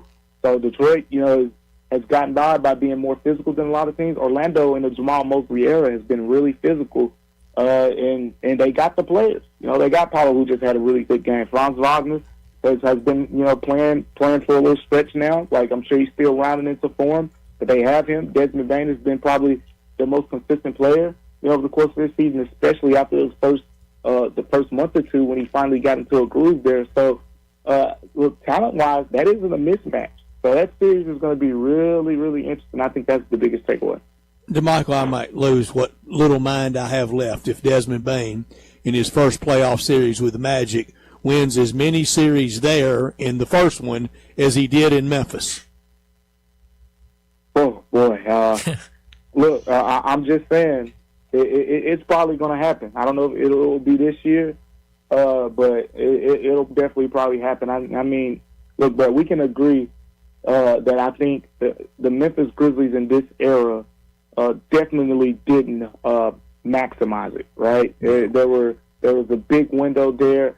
I go back to 2022 a lot, guys, and I just go back and read some of the things that were being said, and I remember everyone was saying the Grizzlies had the top young core in the league, and if they didn't have the number 1, they were number 2 on a lot of lists. Mm-hmm. Like with that job, Dez, Jaren, Zaire Williams at the time was a top 10 pick that people were still, tantalized about the talent potential there. Like, they were a team, you know, that people really respected from the standpoint of they had a really bright future. But, you know, certain things have happened. It hasn't really played out that way. And, yeah, we'll definitely be looking back on this Grizzlies era as like, man, they one playoff series win with you know, that talent. And you know, it was hard fought to get over it was hard. 3 Patrick comebacks. Beverly. Mm-hmm. 3 comebacks in that series, 2 13-point fourth quarter comebacks. I think another one that was a 25-point comeback. Like it was very hard. I was just looking at some of those numbers earlier today. That's why I was able to say them off the top of my head like that. But yeah, even that one series was one where you kind of took advantage of a green Minnesota team that isn't as green anymore, to say the least. Mm-hmm. They sure aren't. And I don't know that year that I was saying win it all someday soon. Or even playing, I think I was pretty adamant about I think you were pretty deep run. Getting to the NBA Finals. I wouldn't have bet my left arm, but I'd have bet you more than a Coca-Cola in the break room Western Conference Finals in that stretch, and believed it with every fiber of my being, and then that happens. Yeah. we'll see. We'll see how it plays out for sure. Mm-hmm. That's sports, though. I mean, best laid plans can really change. Oh, definitely. definitely. DeMichael, last thing for you. It's being reported today that the Milwaukee Bucks have met with Taylor Jenkins about their head coach opening. It feels like Taylor Jenkins will be the biggest name for a couple openings in the NBA, but obviously with his ties to the Bucks, a lot of people thinking he will land there. What do you think about Taylor Jenkins going back to Milwaukee and being the head coach of the Bucks? I think it'd be a good situation for him. They got to figure out, the Giannis situation, but with or without Giannis, I think it'll be a solid situation for Taylor Jenkins. He's anxious. I know he's anxious to get back into, the coaching field, but also the idea that, when he was here in Memphis, a lot of the time he spent here, he talked about development and how important that was in that tenure. And he's definitely going to need to do some development down there in Milwaukee, for a team that isn't armed with the most cap space going forward and things like that. So it's definitely an interesting situation, but one I could see Taylor Jenkins definitely looking into. Yeah, it'll be fun to see what he ultimately does this offseason. But DeMichael, as always, thanks so much for joining us. Enjoy your week, and we'll do it again next Monday. All right, take care, fellas. Thank you, DeMichael. We really appreciate it. DeMichael Cole from the Commercial Appeal on all things Grizzlies and the NBA. And if you're ready to start that summer road trip, I know where it should begin. It should begin at All-Star Chevrolet in Olive Branch, right there on Highway 78, crossing the Mississippi. Take Kraft Goodman Road exit, and you're there. And that's where it begins for that new Traverse, that new Suburban, that Tahoe, that Suburban with the third row seat. New Silverados with April deals that add up to thousands in savings. Financing as low as 1.9. Go big with the new HD Silverado. Make no payments for 90 days. That's the rest of the summer. That's into the fall. Your good credit deserves it, and you get it at All-Star Chevrolet. Military first responders always get that extra $500 bonus. Drew DePriest and his team, they always guarantee that. Nobody beats All-Star Chevy certified and pre-owned selection. Every commercial Chevy truck and cargo van you want is ready to get to work for you and your business first thing tomorrow. And all the certified pre-owned Tahoes, Trailblazers, Silverados, Equinox, Corvettes, they've got them all. If you have any vehicle you want to sell, bring it to All-Star and get the most money back for it. Together, let's drive to All-Star and let's start that big vacation, our work. So don't miss the work, our vacation event going on now in Olive Branch at All-Star Chevrolet. For more information, you can always go to allstarautogroup.com. Well, we need to get to another break. When we return, we'll talk about what's trending. The NBA just announced the Defensive Player of the Year. Also, we'll talk a little bit more about the Grizzlies at that number 16 pick. We do all that next on Sports Time. Start your day with Sports 56 Mornings with Greg Gaston and Eli Savoy. Weekday mornings from 7 to 10, right here on Sports 56 and 98.5 FM. Since 1948, in the alley, the Rendezvous. I'm with John Burgos. John, what's going on in the Rendezvous? Brett, there's some things about the Rendezvous I want to talk about. For example, we make it really easy to park. We have valet parking right at Monroe Street in our alley. We also want to make it easy for people to get to-go orders. You can now park in our alley right at our front door and put your flashers on. People also forget that we take reservations for 6 or more. And we have a wonderful party room upstairs that can accommodate people for rehearsal dinners, birthday parties, reunions, graduations. Our rooms seat between 25 and 275 people. And everything at the Rendezvous can be packed to go. Brett, we also do catering. See our menu online, and we can even deliver for groups of 15 or more. So if you have any questions, always feel free to call us at the Rendezvous because we answer our phone ourselves. You'll never hear, please listen carefully for our menu has changed. Press 1 for reservations, press 2 for hours, press 3 for catering, or if you know your party's 9-digit extension number and the first 3 letters of their mother's maiden name, dial it now. Come see us at the Rendezvous. Since 1948, the Rendezvous. Mercedes-Benz Van Center Memphis has serious vans for serious work. At 4430 American Way, they are the Mid-South source for cargo, passenger, crew vans, and custom chassis. Need one or a full fleet? New or used, they've got it with fleet solutions and custom upfits. Certified techs keep you moving with fast maintenance, repairs, and a large parts inventory. Mercedes-Benz Van Center is your Sprinter Van headquarters, 901-237-9302 or sprintervans.com. Mercedes-Benz Van Center Memphis, part of the Tag Truck Center family, driven to keep you on the road. I'm Gary York. I'm the service director at Lexus in Memphis. Our service department wants to be more than just a place where you get your oil changed. We do glass repair, windshield replacement, recalibration of your camera and sonar systems, even wheel repair, tire replacement, all the things you would expect from a luxury automotive dealer. Please check out our website. You can schedule your appointment, check out our specials, hours of operation, or if you'd like to do it in person, please reach out to one of our associates at 901-271-5199.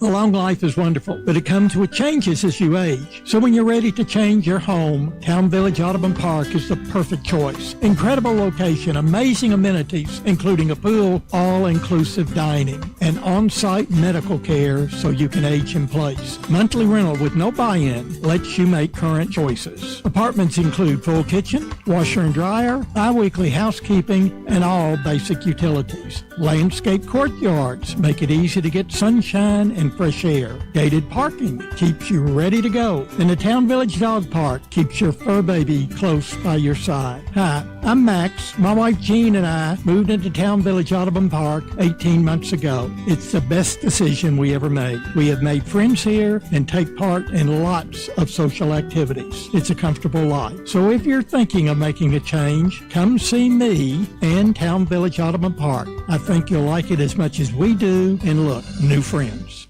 It's golf time. What's my first thought? Miramichi. Of course, Miramichi. Sometimes you need just to escape the hustle and bustle of life, and that's exactly what Miramichi will provide. It means the place of happy retreat, and I promise you, it lives up to its name.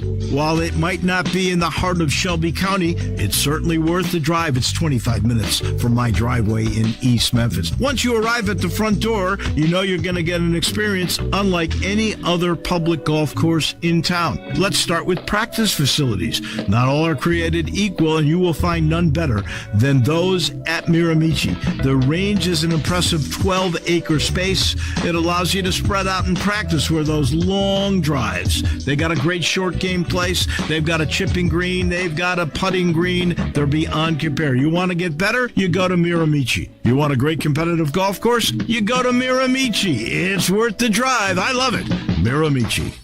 This traffic brought to you by Old Dominick Distillery. Come for the spirits, stay for the experience. Cheers to Memphis. Learn more at olddominick.com.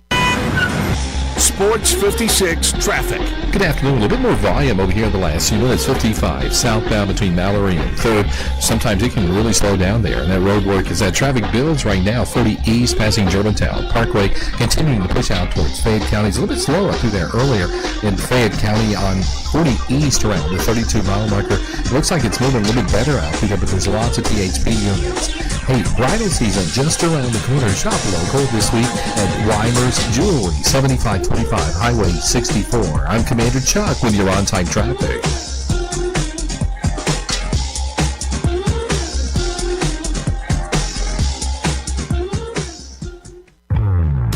Now back to Sports Time on Sports 56 and 98.5 FM. Here once again are Brett Norsworthy and Bryant Dacus.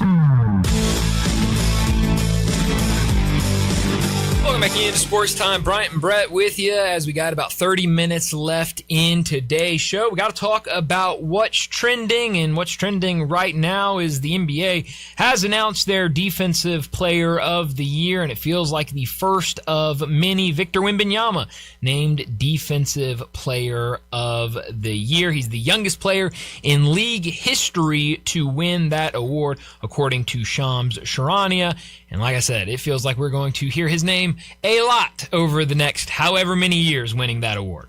And one dynasty ending in Golden State, and I think the very early stages of another one beginning in San Antonio. Yeah, and I mentioned it earlier. I loved watching their environment over the weekend in their game last night. All the different color shirts and kind of what they're building over there. The new kind of post game celebration that they've started with the drum feels very European.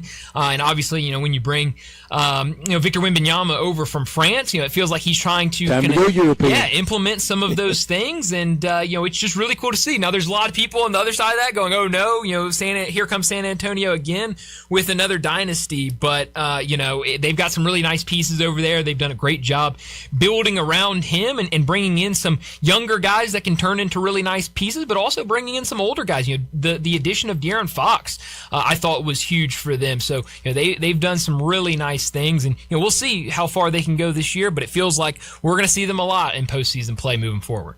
And he's going to win that award a bunch, and he's going to win MVP a bunch. Yeah, and we know he's been very out front about how he thinks he should be MVP this year. I don't know if he'll win it this year, but it feels like over his career he's going to win a lot of them. Just really remarkable what he can do at that size, and be able to be a force inside of the paint around the basket, but also be a force around the perimeter. You don't see many guys that size being able to do that. So he's a really special player, and kind of cool to see him start winning some of these big-time awards. These college players that are returning, I don't know that Ruben Chinelu ever becomes a great offensive player. I think he is mostly stickbacks and things like that. Not a lot of stuff you run directly through him, and you sure don't when you have Houck and Condon as bigs right there by him. But very similar. I think he can be similar next year for Florida to what Adama Sanogo was at UConn when he ended up being the MOP of the Final Four for them winning a national championship. He could have. I think Sanogo could have stayed in college 15 years, and he was never going to be a great NBA player. Chinelu may be the same thing, but it can really make an impact for his college team. Yeah, and I love what Ruben Chinelu is doing. We talked about it with DeMichael. Now that you have the opportunity to, test the draft waters, declare for the draft while also, maintaining your college eligibility, I think there's a much better chance that he returns to Florida than a guy like Thomas Houck. But, to go out there and kind of get feedback from, scouts and from NBA teams of where you're at and kind of what it's looking like before ultimately making that decision. And Ruben Chinelu was massive for Florida this past season. I think if he returns to the Gators, that is just another massive piece to bring back, and will put Florida right back up at the top as a national championship contender. And I think all these guys should take that opportunity to declare while also maintaining eligibility and go through the process before ultimately making their decision. Next year's NBA draft will be fun, and the Grizzlies might be in prime spot to be drafting there. Next year for quarterbacks in the NFL, a year from now, it's going to be a quarterback-driven draft, and it will have a heavy SEC influence, including Trinidad Chambliss, that some were trying to suggest him going this year, but waiting next year in the year that he could be top 8 or 10 pick a year from now. Yeah, and you saw, not only Trinidad Chambliss, there were a couple other quarterbacks that, the question was, what are you going to do? Are you going to return to college, or are you going to go to the draft? And some people saying, maybe you should go to the draft this year because of, maybe not as deep of a quarterback draft this season than what it's, potentially going to be in the draft next year. And so, it's going to be really deep. It's going to be a lot of fun. I think it's going to make, what will be already a great college football season even better when you kind of look around and you're going to see all these high-level quarterbacks, really week in, week out trying to improve their,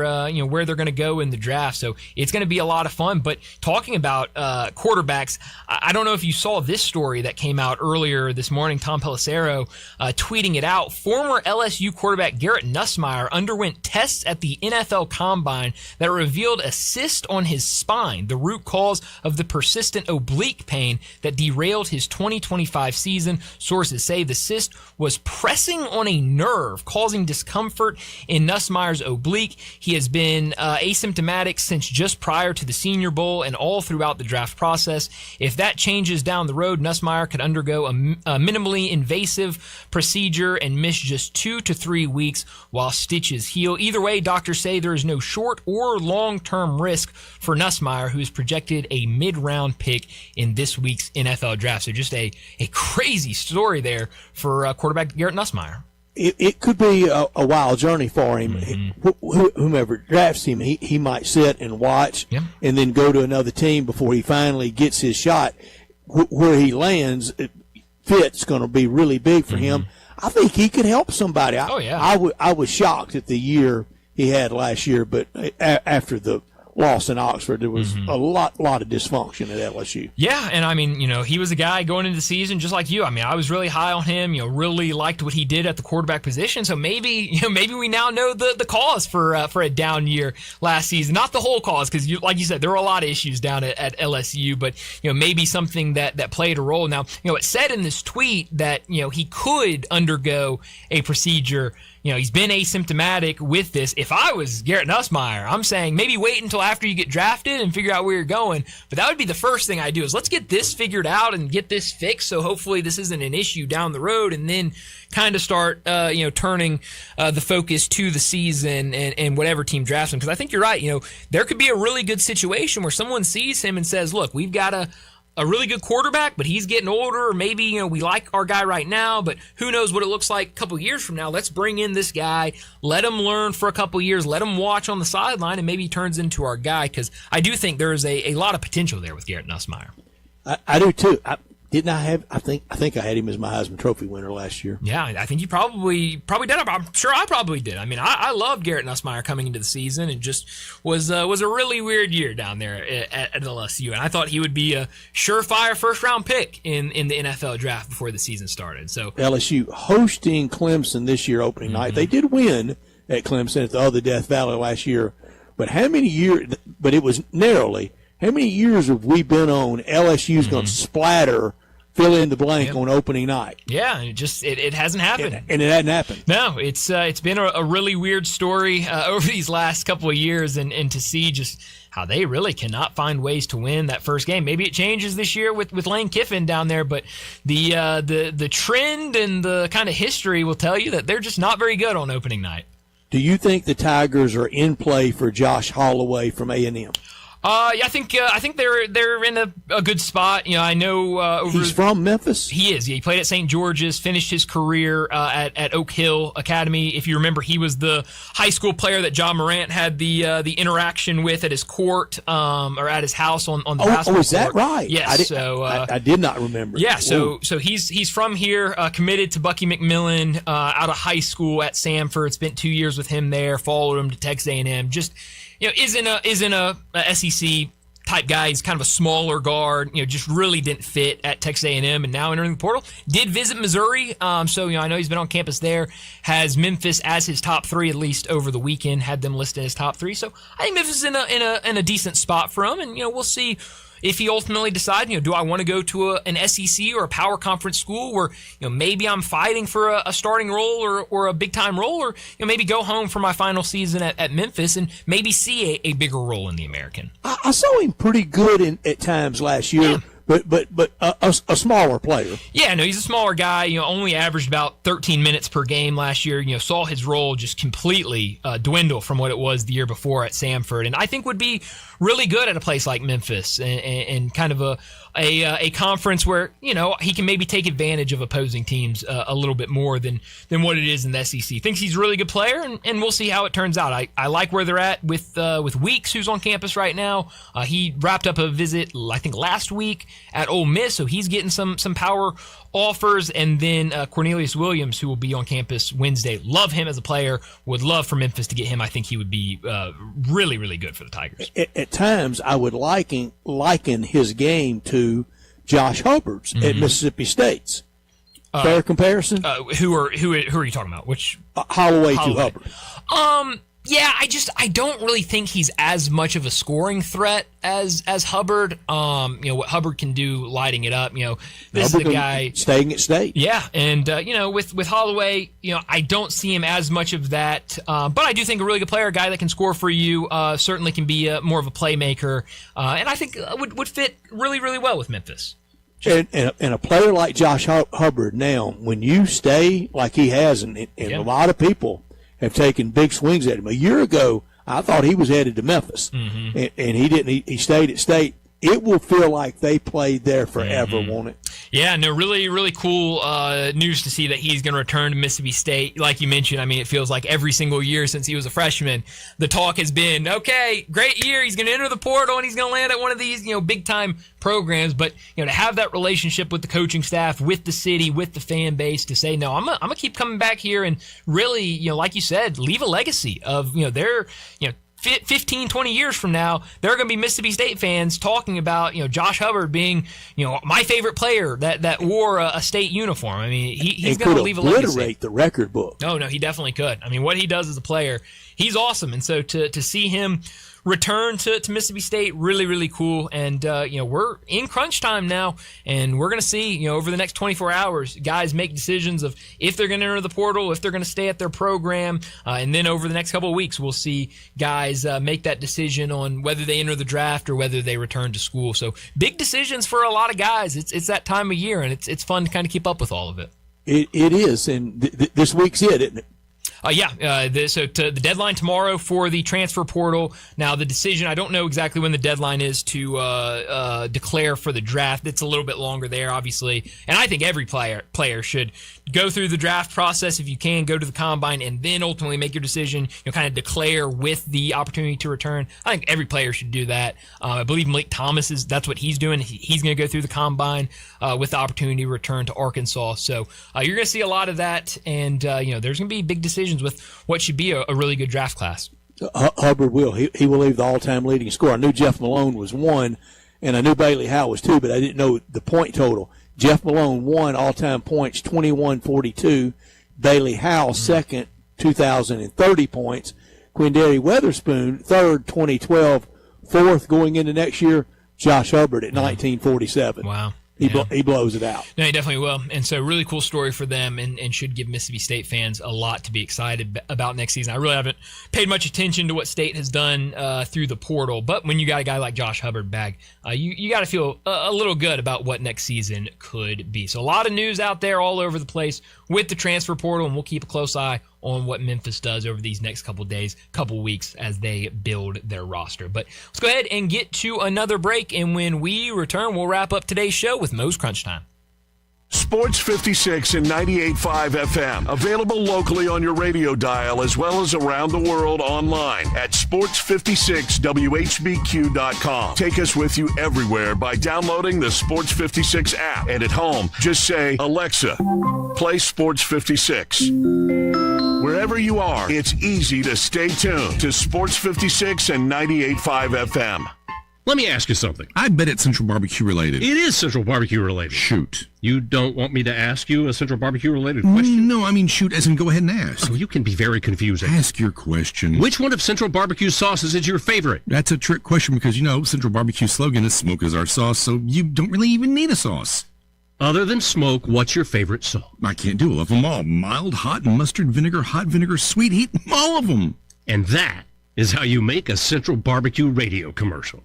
Unlock your new go-to spot, Codes Dispensary in Steele, Missouri, just over an hour from Memphis. When you're ready for a legal, reliable option, they're right up the road. Explore the full menu of top-shelf products in-store and online. Short on time? Order ahead and cruise through the drive-thru for a quick pickup. Stack rewards while you stock up with club codes. Earn points for every dollar spent. Codes Dispensary, now open in Steele, Missouri. Supreme cannabis that's worth the drive. Learn more at codesdispensary.com. That's codesdispensary.com.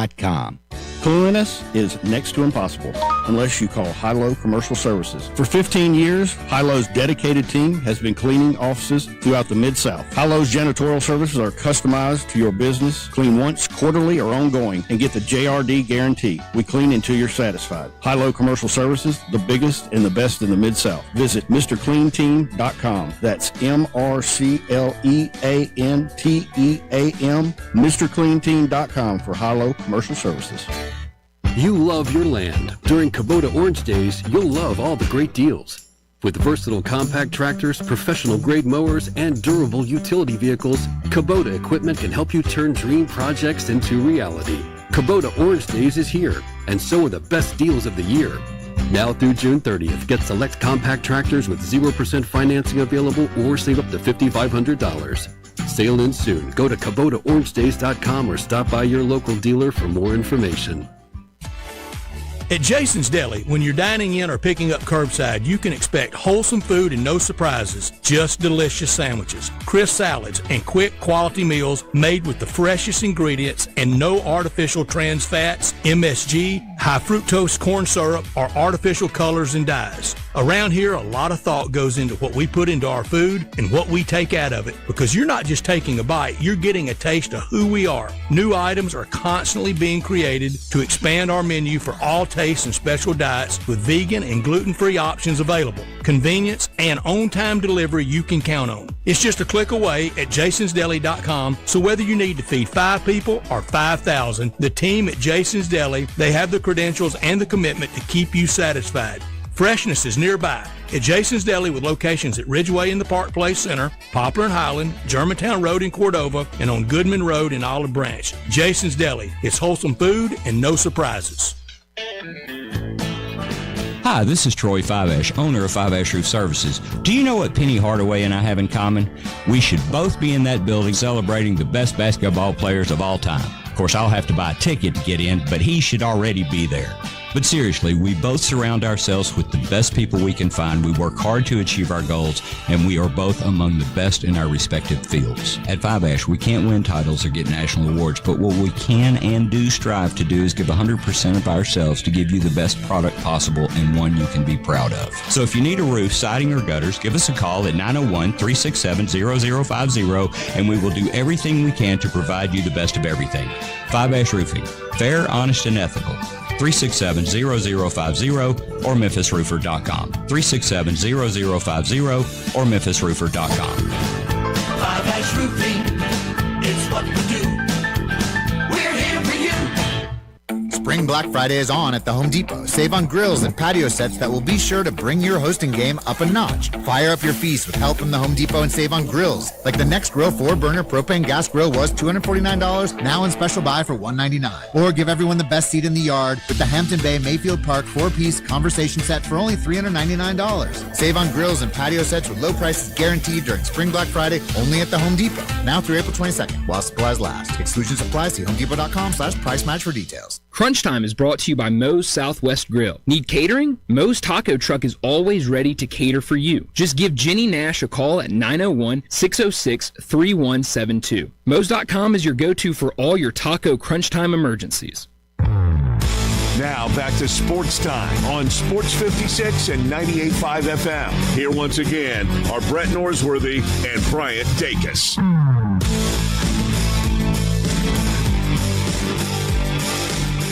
This is pretty cool, and we're just getting started.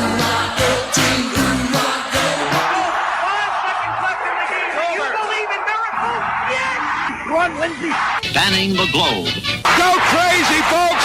Go crazy! This game has always been called the world's greatest cocktail party. Do you know what is going to happen here tonight? This is for all the biggest Crunch Time. You are looking live. In your life have you seen anything like that? Crunch time between the hedges. The ball game is over, and Memphis has its first win in 16 tries, its first win ever against its fierce in-state rival Tennessee. It's obviously Crunch Time.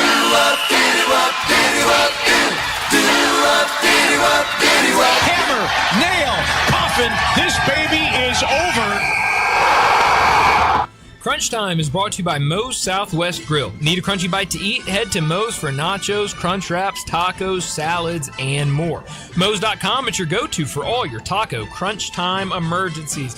Well, Brett, what I learned this afternoon, we've talked, and especially back when it was bowl season, we talked about the bowl games going out of business, but it was announced earlier this morning by Brett McMurphy that bowl games are back. Even more bowl games returning for 2026 as a new bowl will be played in Puerto Rico this season, and the Poinsettia Bowl will return after a 10-year hiatus. How about that, Brett?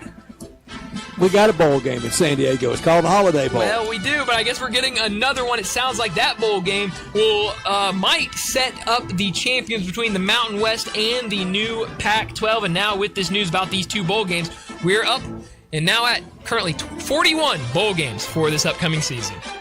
That's going to end when we go to more playoff teams. feels like it. But, man, when you're adding bowl games left and right, I mean, who knows? We need to start now picking bowl season, no don't we? kidding. What I learned, 11 Cardinal wins out of 13 have been by 2 runs or by 1 run. 11 out of 13. Wow. That's really threading the needle, isn't it? The cardiac cards.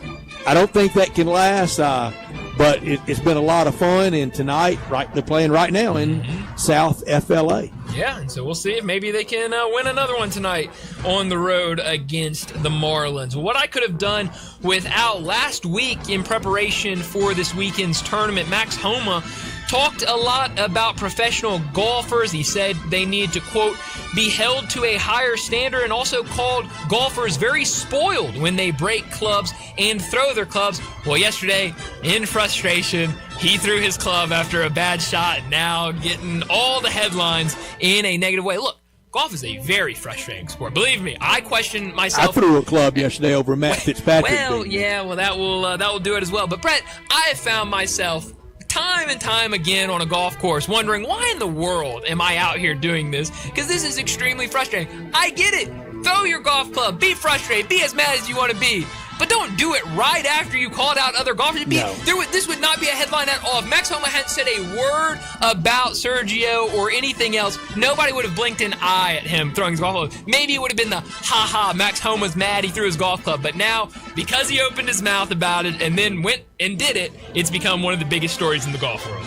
But it can be an aggravating, frustrating sport. It's why Sure I said that they should make people in jail play golf. Well, by the rules, the right way. It would drive them crazy. It would. It absolutely would. What I could have done without, the NHL playoffs, they're not better than the NBA playoffs.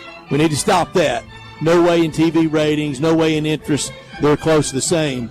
But no doubt, the best energy of maybe any building this year. Winter Olympics hockey final, the only thing that could maybe be in the league of it, that was in Buffalo last night. You could just be channel checking through and go, oh, look at this. This is different. And it was in Buffalo this year, overdue. Losertown has had enough of heartbreak. Yeah. But maybe, just maybe, this could be the Sabres' year. Yeah, man, it might be. It was fun last night, and a lot of these environments really, really fun to watch with the playoff hockey, and we'll get more playoff hockey tonight. Where are you beaming tonight? Send me to Lone Depot Park. Now, the beaming machine, can it go back in time to get me to first pitch? Oh, absolutely. Like you do on TiVo? No okay. doubt, yeah. But, it's like recording a game. You can just pick up wherever you want. It can do anything. It can do anything. So beam me back to the start of the game. My man Michael McGreevy on the mound. I think I will see him Saturday. Okay. Weather forecast for Friday looks awful in St. Louis. I might get the day-night doubleheader on Saturday because this is the only time Seattle comes in all year. That's right. That would be a lot of fun if you got the doubleheader. Oh, yeah, I know you would. Beam me to the last game tonight over in the NBA playoffs. Timberwolves and Nuggets game 1 was a lot of fun. Denver ultimately won that game. They're a 7.5-point favorite tonight. Can the Timberwolves pull the upset, or will the Nuggets head to Minnesota up 2-0? Should be a lot of fun later tonight. Yeah, we have 3 1-0 leads tonight. Cleveland, Knicks, Denver. NBA on Channel 5 from about 7 till midnight. Ron's 5, 10, 20, and 90-day forecast might come on about 12:25. Not guaranteeing I'm watching, staying close to that 90-day forecast, but and as I said earlier, the Reds in Tampa tonight, they will have a lot more fans there.